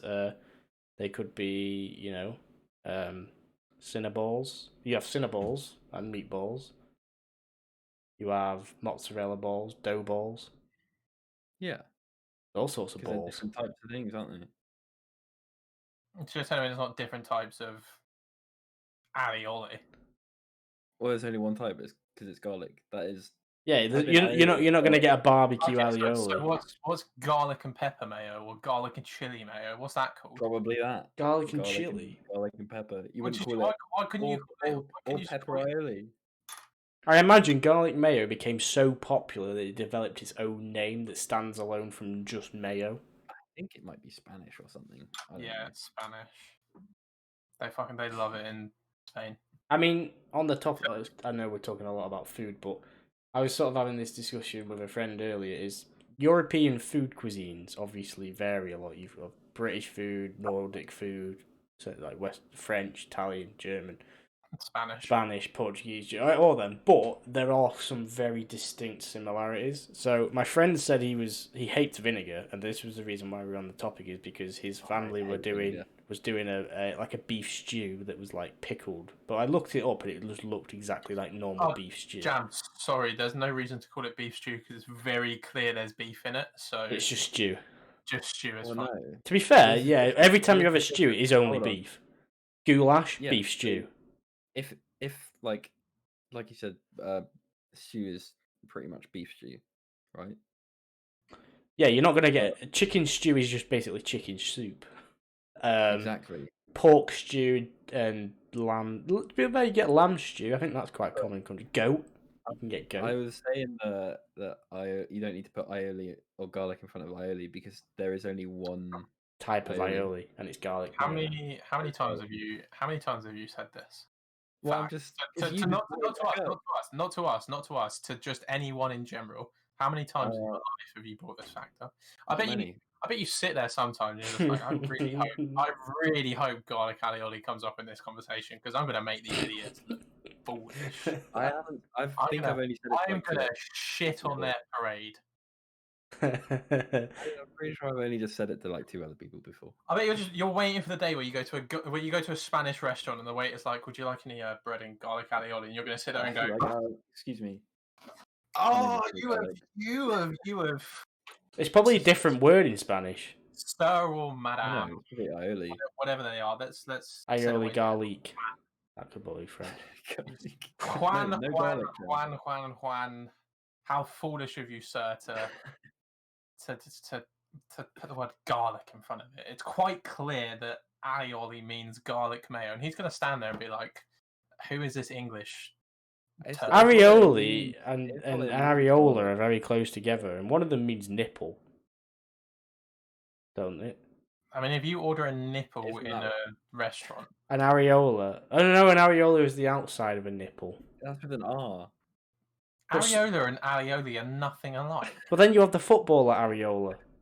They're nothing alike. We never put an R in it, Jam. I don't know how you spell it. I just know it's vaguely similar to aioli, areola. It's not far away, you have to admit. That's like me saying toe and teeth are almost the same word. It's not though. Because it's got the sort of similar One letters. has an R in it, one doesn't have an R in it. Right, that's the only difference. Aioli, areola. One has an E in it, one doesn't. But how do two similar words mean two completely different things? Because, I don't know, speak to the Spaniards. Yeah. Sorry, dentist. I've got a toe injury. But that's not. Oh, whatever. All right, go back to your story. The original point I was trying to make is how similar European foods are. Because there's a food that I discovered that is quite a common Dutch meal. I can't remember the name of it. It's called like Boof and Cool or something, and it's like they eat it in winter, and they have a certain type of sausage that's like got spices. It looks like a hot dog, what we'd call a hot dog. And then they have basically mashed potato with kale in it. And that's basically just bangers and mash. Like if you were to have bangers and mash with some cabbage on the side and mix the cabbage with mash, it's basically the same. Comes with the gravy, you might have it with a bit of mustard. And for dessert, they have a pot brownie. Well, they probably have stroopwafel. Stroop waffle. That's it. Or they also have I don't know. I'm not trying the word because I can't remember it. They have sprinkles on toast for breakfast. I don't even... No, go on. Let's see. What's the word? Go on. I'm gonna have to Google it because I can't remember the word. That sounds like prawn toast to me. I was gonna say, It's that sounds not like prawn toast because that's sesame seeds. Yeah, but so that's another one. Pretty much sprinkles, aren't they? Why the fuck is prawn toast called prawn toast? It has prawn in it. My mum made prawn toast literally 2 days ago. My mum made prawn toast 2 days ago, and it had crushed prawn in it. I'm telling you, this whole time when people have been ordering prawn toast, and I've looked at it and gone, "That's just toast with sesame seeds." Why do you think it's called prawn toast? I don't know. This is what my whole life I've sat here and gone, "Why the fuck?" Granted, it doesn't look like it, but there is. Do you remember? Have you It's never eaten like it and all thought this garlic tastes of mayonnaise, prawn? mayonnaise. I myself have never ordered prawn toast because I don't see it's a shit starter in my opinion. It's so down there on the list. Yeah, I don't see why it's a starter. It's not a side. It's a side. It's not. It's on the starters when you go to a restaurant, right? You can just go. Can I have that as a side dish, please, with my main? And they'll go. I guess Yes. it depends what restaurant you're going to, really, doesn't it? The majority of restaurants will serve prawn toast, which I have just found out actually includes prawns as a starter. And that you thought sprinkles and sesame seeds were the same. Just for the record, sprinkles that they have on toast is called hagelslag. Hagelslag. It's shaken onto buttered toast. But yeah, hagelslag. Small pieces of confectionery similar to sprinkles that are used as a topping for buttered bread. Nice. Not something that appeals to me, as I never even liked chocolate spread.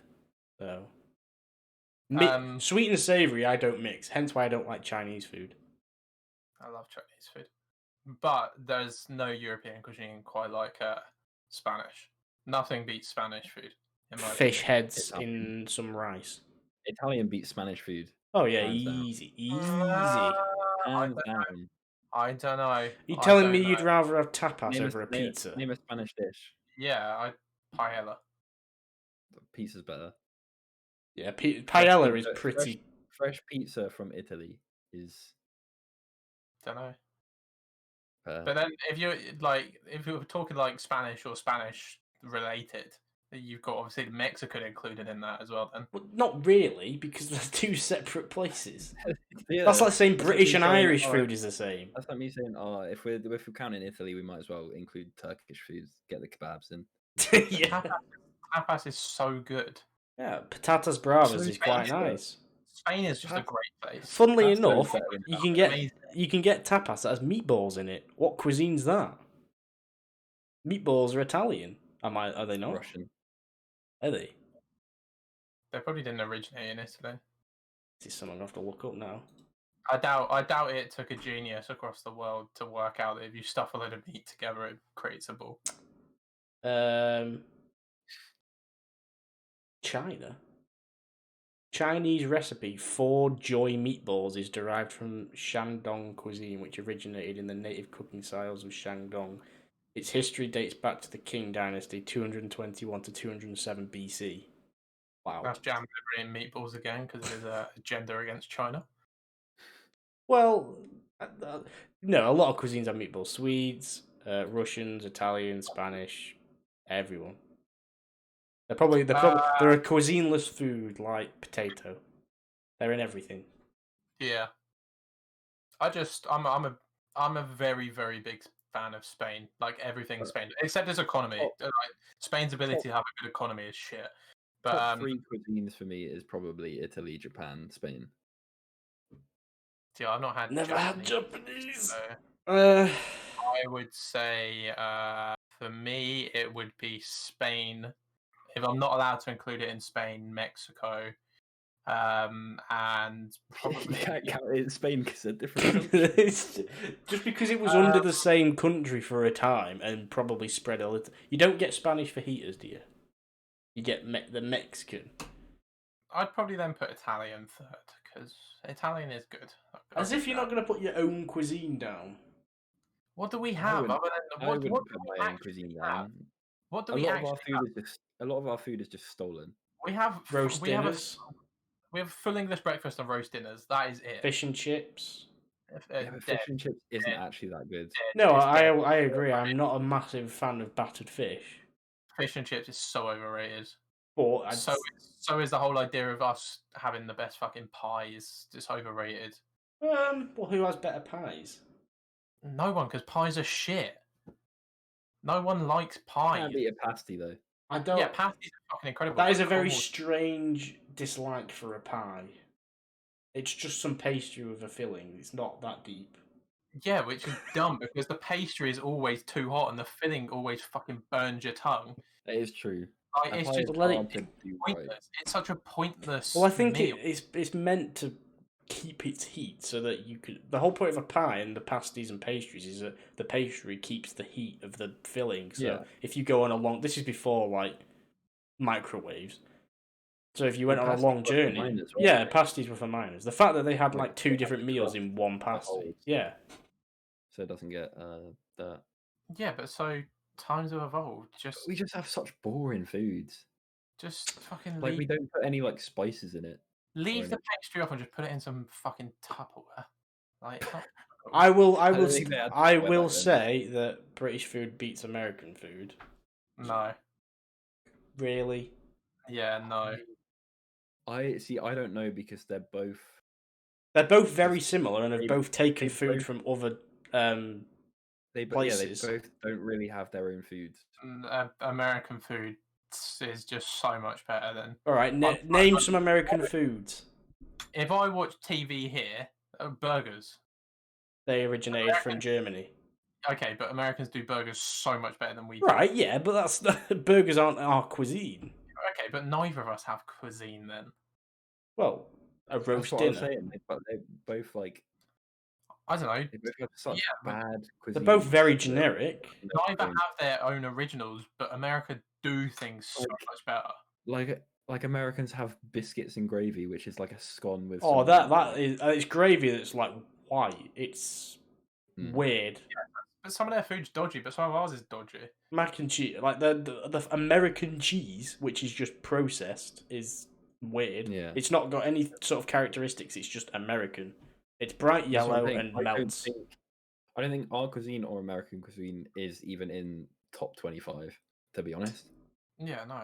Like, we do some weird shit as well. I suppose, yeah, but I mean, our cuisine's quite similar to like Eastern European cuisine, which do like borscht, goulash, shashlik. You know, that is. Have you ever had Eastern European cuisine? Like that is plain. You're talking your meat, Plain as ours. potato, veg. But it's very similar. Because I'm sorry, Yeah, it's, whoever came up with it, what the fuck are new potatoes all about? I think they're just potatoes peeled. Yeah, new potatoes are no. Some of them aren't even peeled. They're dead. New potatoes are the fucking like. So I'm not even that big a fan of potatoes most of the time. But new potatoes is just a whole new level of It's just like- a small version of a potato, isn't it? idioticness in the kitchen.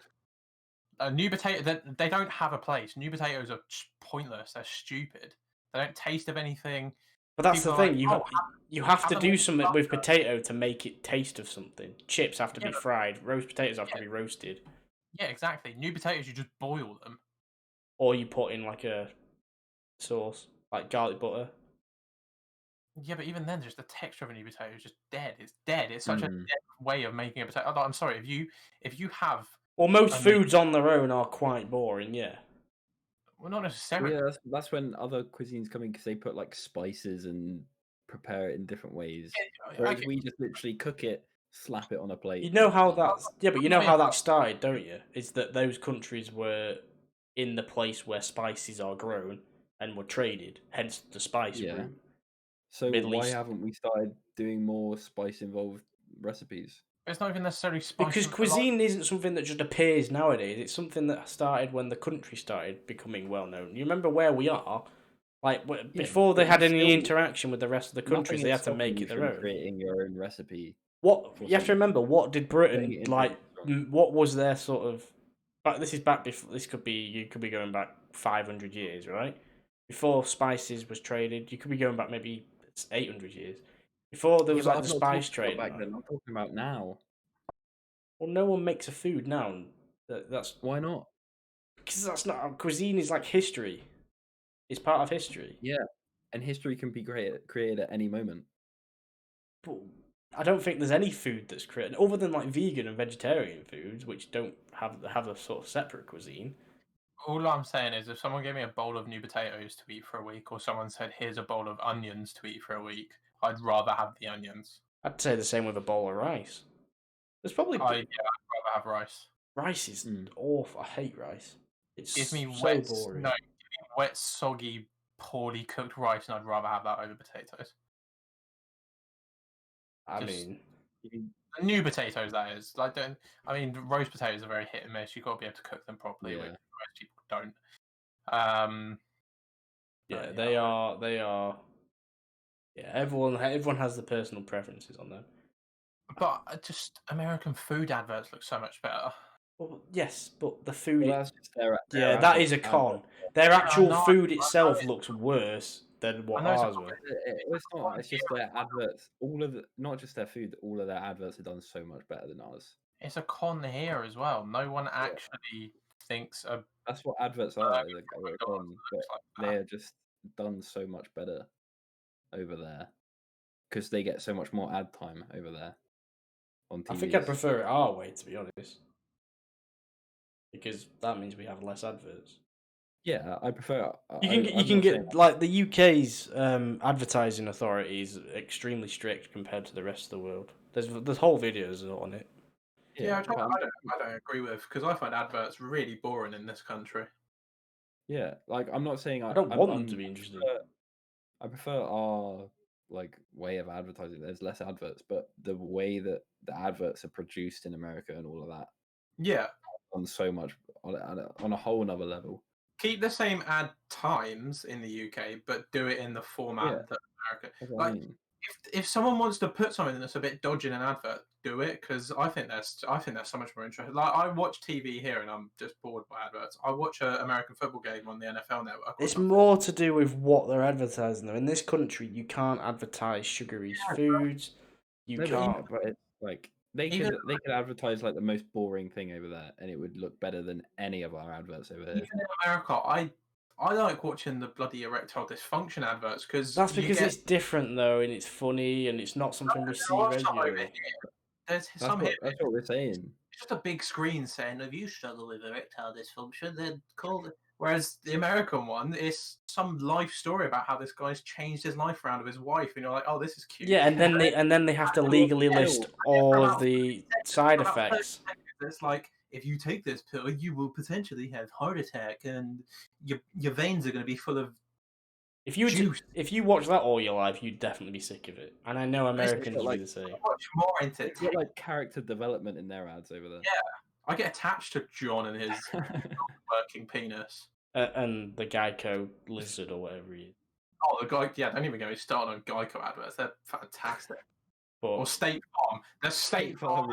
Yeah. Oh, the fact that they got Aaron Rodgers and Patrick Mahomes. Well, those companies can afford to spend that much on adverts. Our companies can't because our companies aren't as big.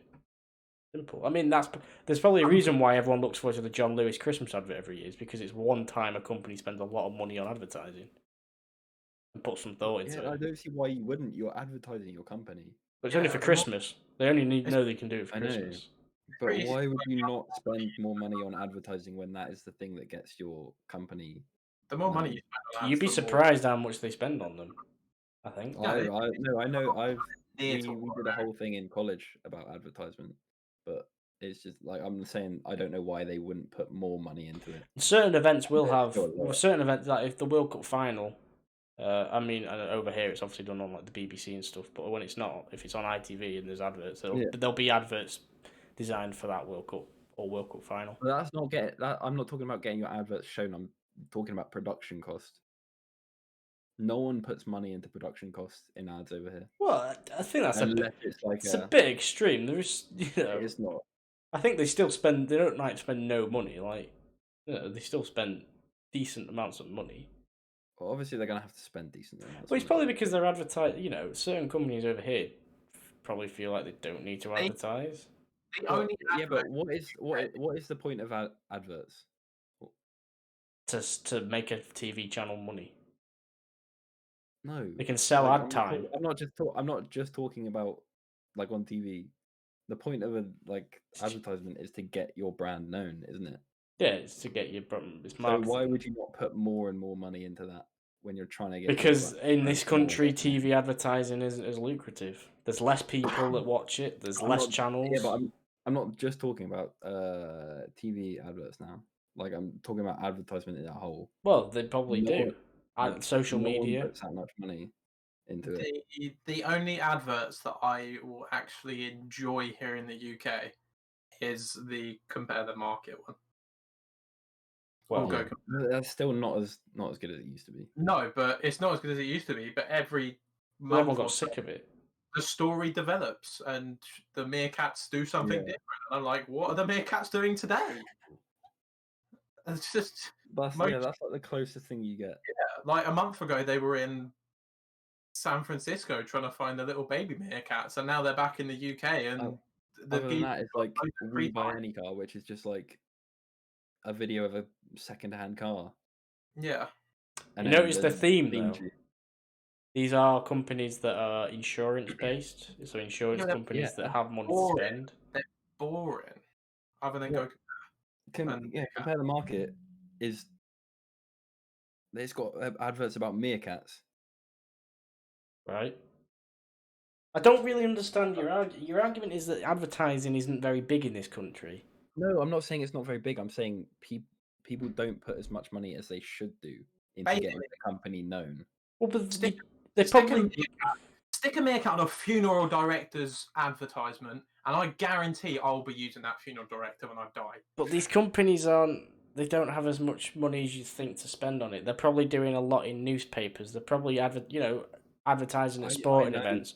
They probably got brand deals. If anyone is still advertising in newspapers, their company deserves to go down.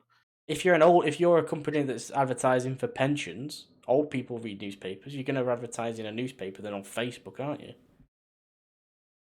I've done a lot of advertising work with my company on social media, and I know that. I'm not about picking where you advertise. I'm talking about production cost. They don't.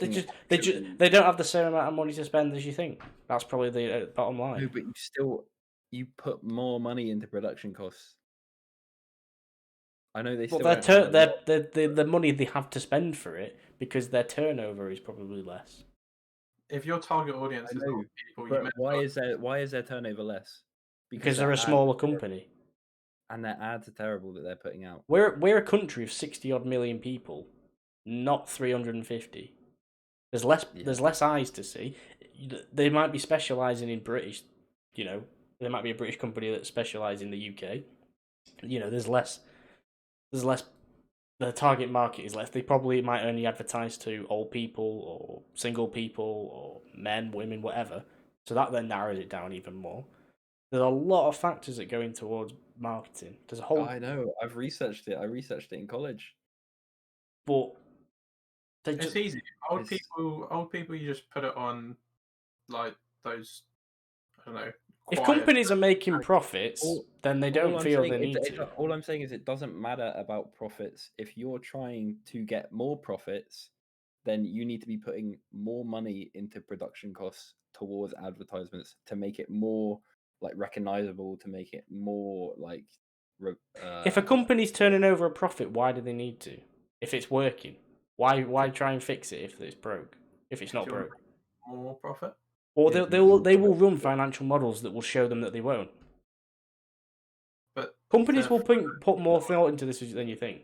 I bet. No, I know. I'm not. I'm talking about. I'm just saying they need to put more production. Things are changing.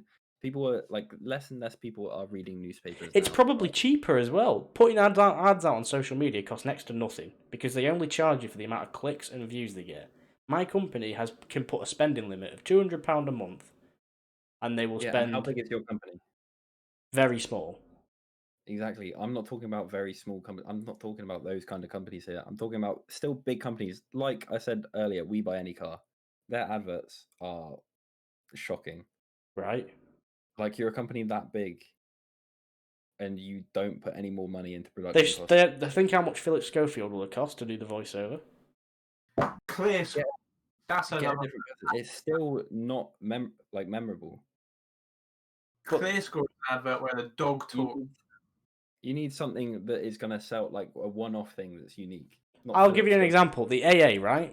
The AA have an advert of a dog sitting on a chair facing a fan and it's blowing air into him to mimic them being in a car with the window down, but obviously they can't because of what's going on. We remember that because we're like, oh, there's the dog again. But there's so many dog adverts out there. But this is to do with the AA. I remember one AA advert for all the wrong reasons. I never remember an AA advert, but we remember it. We remember it because we were like, oh, there's the dog again. Dog advert. You've also got the toilet paper, or not toilet paper. Actually, no, there is a toilet paper one with a dog.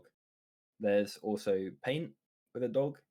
It's not unique. We like compare the market. Meerkats, never seen before. The production values, they have to strike a balance, don't they? They have to strike a balance of something that's going to work and something that's going to be cheap. And if they can find that balance, stop putting dogs and meerkats and stuff in them. Give me an advert with a naked mole rat or something. Exactly, unique. That's what I'm talking about. You need more production costs to do these kind of things.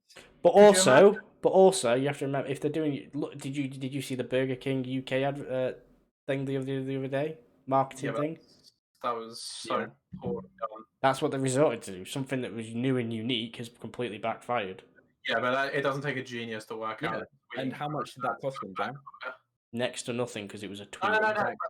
No, but if anything, actually, it's worked because they're talking about them. Yeah, you'll probably find that has increased Burger King sales because in advertising, there's that common saying of no advertisement is bad advertisement. KFC UK and Ireland have absolutely nailed it. And this is probably a good example that you'll see, and this is probably an example of them bringing in, because I know there's people saying about younger generation in marketing. KFC UK and Ireland have completely smashed it because they've gone into the gaming sector. They've launched a gaming channel. They've done competitions in various sports, Football Manager, COD, FIFA. They're sponsoring Football Manager stuff, and that they are adhering to a young audience of mainly males who are going to go out. Back to what I was saying. It costs money. Think how much money they've put into that. Right, and how much money I don't understand your point. They might not have spent that much money. Basically, in like they would have created pretty much a whole new business. If you're doing giveaways, yeah. I mean, they're not massive in the grand scheme of things. You're talking maybe giving away £1,000. Yeah, but so that £1,000 that they've spent on that is going to be a lot better than £1,000 that someone spends to have a newspaper advert. Because that £1,000 is probably going to generate £10,000 plus. I'm not disagreeing that social media and that sort of sector is not the way forward. I'm saying like production cost. It takes more money to make more money. Is basically what I was saying. This is true. Yeah. You can't get away with putting like. The reason why social media works is because it's a lot cheaper than a TV advert. But is it though? It's not, because in order for things like Facebook ads and Google ads and any kind of advertisement, that you've got to put more money into it for your ad to then become they take more visible. Well, like I say, having delved a little bit into social media advertising, they don't charge you. If no one sees your advert, you will be barely charged. To a degree, you've got to make sure that your advertisement is optimized to your target audience. You go out. So Facebook, and this is the reason why Facebook got into so much trouble, is because the Facebook ads, for example, you have two companies. You have one which you have both of them that have the same advert, or very similar ones, which both optimized reasonably well to their target audience. One has a budget of £200, and one has a budget of £200,000. The one that has a budget of £200,000 is the one that's going to see a shit ton more profit. Well, yeah, but their spending limits on, because that's how social media works, is obviously going to be higher because they've got more money, so they can leave the adverts running for longer. However, eventually adverts will dry up. But yeah, so obviously you have to change adverts. But then if that company that then has a £200,000 marketing budget takes the profits and puts £200,000 of it into their new marketing campaign and then pockets the rest, they're only going to be visible and they're only going to make as much profit as they've made that first time. The company that has £20,000 in marketing and then makes £100,000 in profit and then takes £80,000 of that profit and puts that into marketing is going to get 4 times the visibility they had previously, because they're putting more money into marketing, which means they're going to make probably 4 times the amount of profit that they made previously, and then they're just going to keep increasing it. It's like companies spend ridiculous amounts, not even for a proper like advertisement. They'll pay like an influencer like 15K for one post. It's not even a video. It would just be a post of them holding it or something, and the caption being like, "Oh, I love this brand." The same way they could give someone like you or me 50 quid to post something, or they could give someone like Kylie Jenner 50 grand to post something. They're going to make a ton more money. It's not a lot of money though to these people, is it? Because they're prepared to do it. Yeah, no, it's not necessarily, but I mean, they're going to make a ton more money off of Kylie Jenner posting something than us posting something, just because we're a ton cheaper. The profits are going to be. They might, to be fair, they might make the same profit margin. You might make 100% return on both, but 100% on a £50 investment compared to 100% on a 50 grand investment, you're going to make so much more off the 50 grand. That's so much more beneficial for a company as a whole. Because then at that point, you could do 250 grand investments into the marketing to then get 100% on both of them, and then you're going to come out of the next one with £100,000 in like profits. I feel like this is we're saying the same thing, but we're saying it in a way that sounds like an argument, but we're not. Yeah, we're kind of on the same page, but I don't know. Basically, my argument at the start was you've got to spend more money to. Yeah, and my argument was that things nowadays are actually cheaper, like social media. Yeah. Okay. Yeah. To a degree, it can be cheaper, and your outreach could be possibly larger than. Nowadays you get more for your money when it comes to marketing, because £100 into a newspaper back in the day is nothing like £100 into social media advertising. Yeah, you get so much more for your money nowadays, but you still have the more money you put it's into only it, going to go. It's going to, like, you're saying about spending more. It's only going to get more expensive because people are going to be demanding more, and you become bigger. And even if you're a small company like your company, if you put £200 into marketing as your monthly budget, and you make £1,000 in that month off of that marketing, you need to be putting probably £600-700 of that profit into the marketing. Yeah, so you then have £800 into marketing that month, because you don't put £800, you don't put £200 in 1 month and see 100% return, and then put £800 in 1 month and see 20% return. See, my company's complex because the way it makes money isn't we sell something; it's different else. Well, so my company's a bad example, but if you had obviously you're advertising, you can't just put it to the generic public. You're going to have to optimize it for who. Yeah, we do. I mean, a good example would be somebody's small business selling soap or something, and they have a the chances are, if you sell something like soap or toiletries or something like that, like your target audience is probably going to be single people that live by themselves and need stuff like that, or people that are most likely going to be buying that kind of stuff, which is going to be mums for their kids. It's going to be something like that. I would probably advertise in like a local newspaper or something, especially if it was like a small business just selling soaps or something like that. See, I wouldn't even bother with that. I'd just go straight to Facebook ads. Facebook definitely. I'm talking. This is the amount of people. The amount of people I've seen during coronavirus who've started up their own business, and this is one thing that's a problem with small businesses is the lack of regulation, because all they do is exist on Instagram and they can't be held to account. But then it depends on what kind of like Jan was saying earlier, like a minute ago. It depends on what kind of company you are. Like if you were like a local business like that didn't do delivery or something, you'd have to kind of advertise in. Like, but you don't even need to have a specific product. Like these people, these TikTok accounts, which are my best finds of Amazon. They get paid every time someone buys that thing from Amazon. If you have an Amazon product, I can't speak, which is a toothpaste dispenser at the same time as a soap dispenser, which also has a mirror with a massive light on it. Mm. You promote that on TikTok and it starts going viral on there. You've done that for not necessarily for free, because you've taken, I don't know, maybe an hour of your time to film it all and then another hour or two to edit it.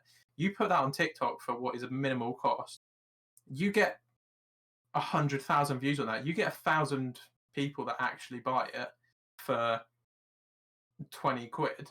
Yeah. That you have then made £20,000 profit. It is not profit. Again, it is kind of down to hit or miss, really, with ads.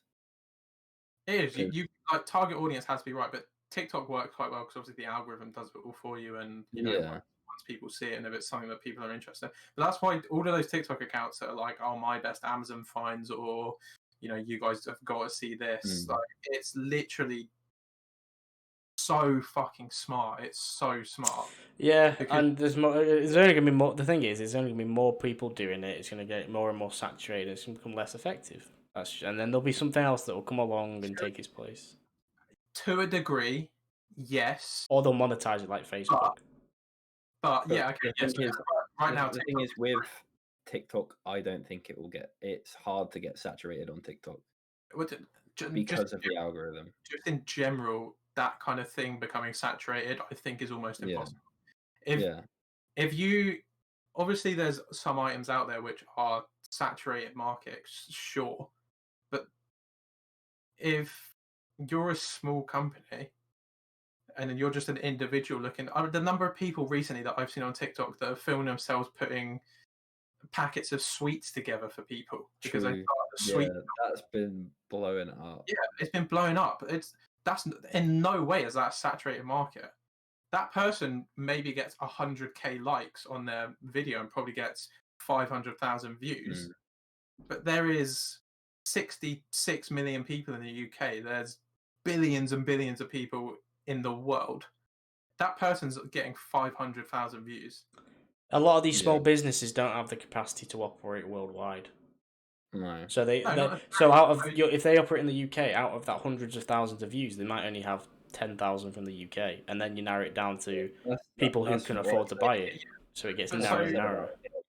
But so when you advertise things, if you get 500,000 people that view the video, 50,000 of them are going to click the link through to the shop, and then only 5,000 of them are actually going to put something in a basket. But even if you click the link, and you don't buy something, it helps on Google.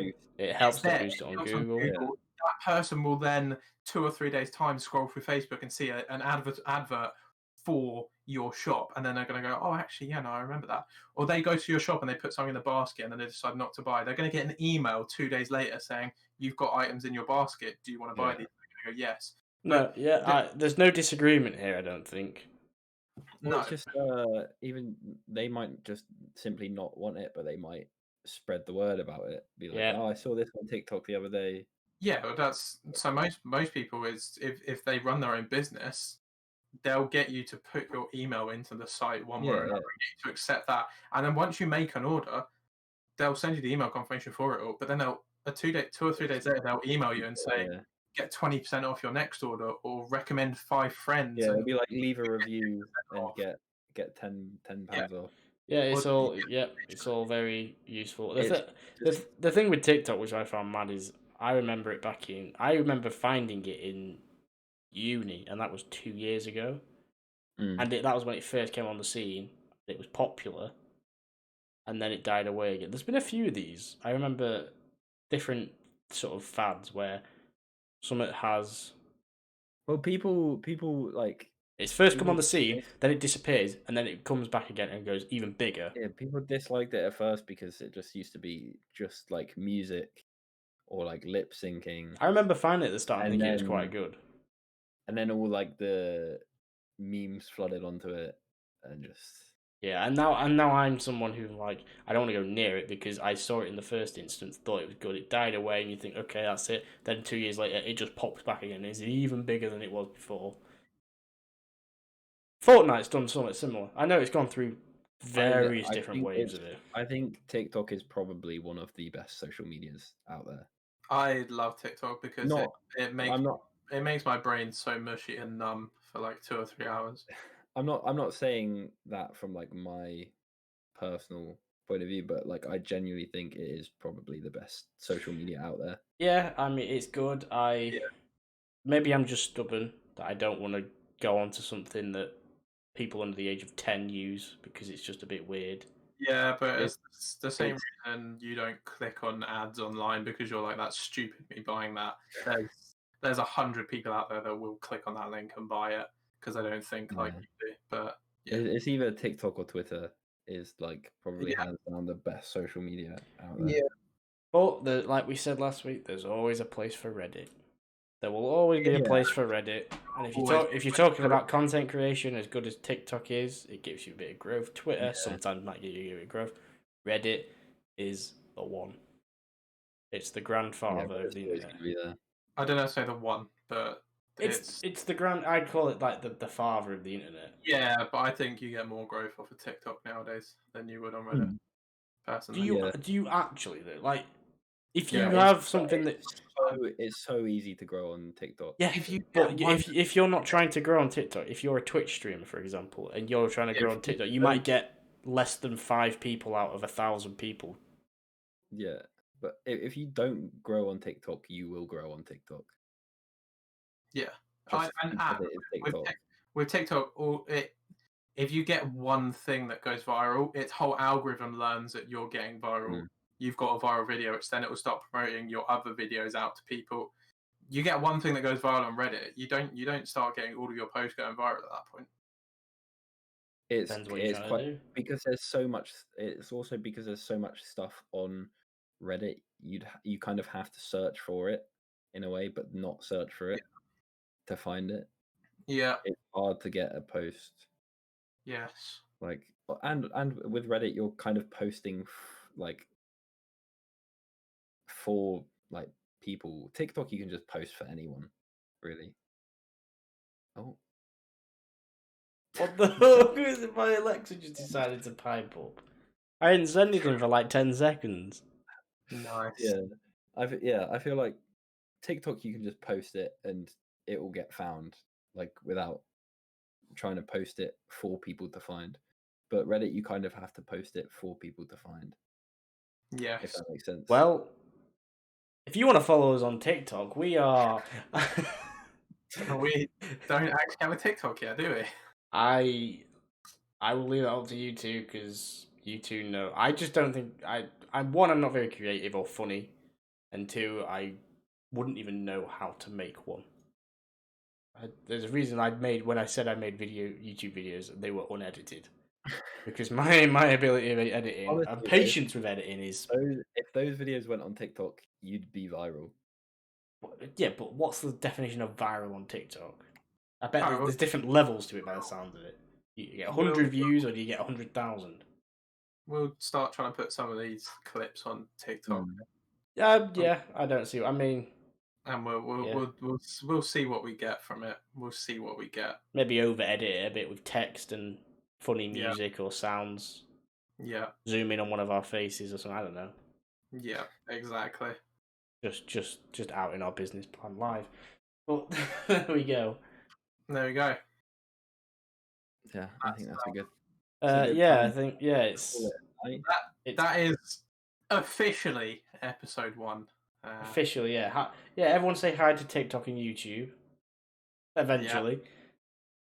Yeah, eventually. When we get around to TikTok. I mean, YouTube, we've got sorted. When we get around to TikTok, then we'll be set.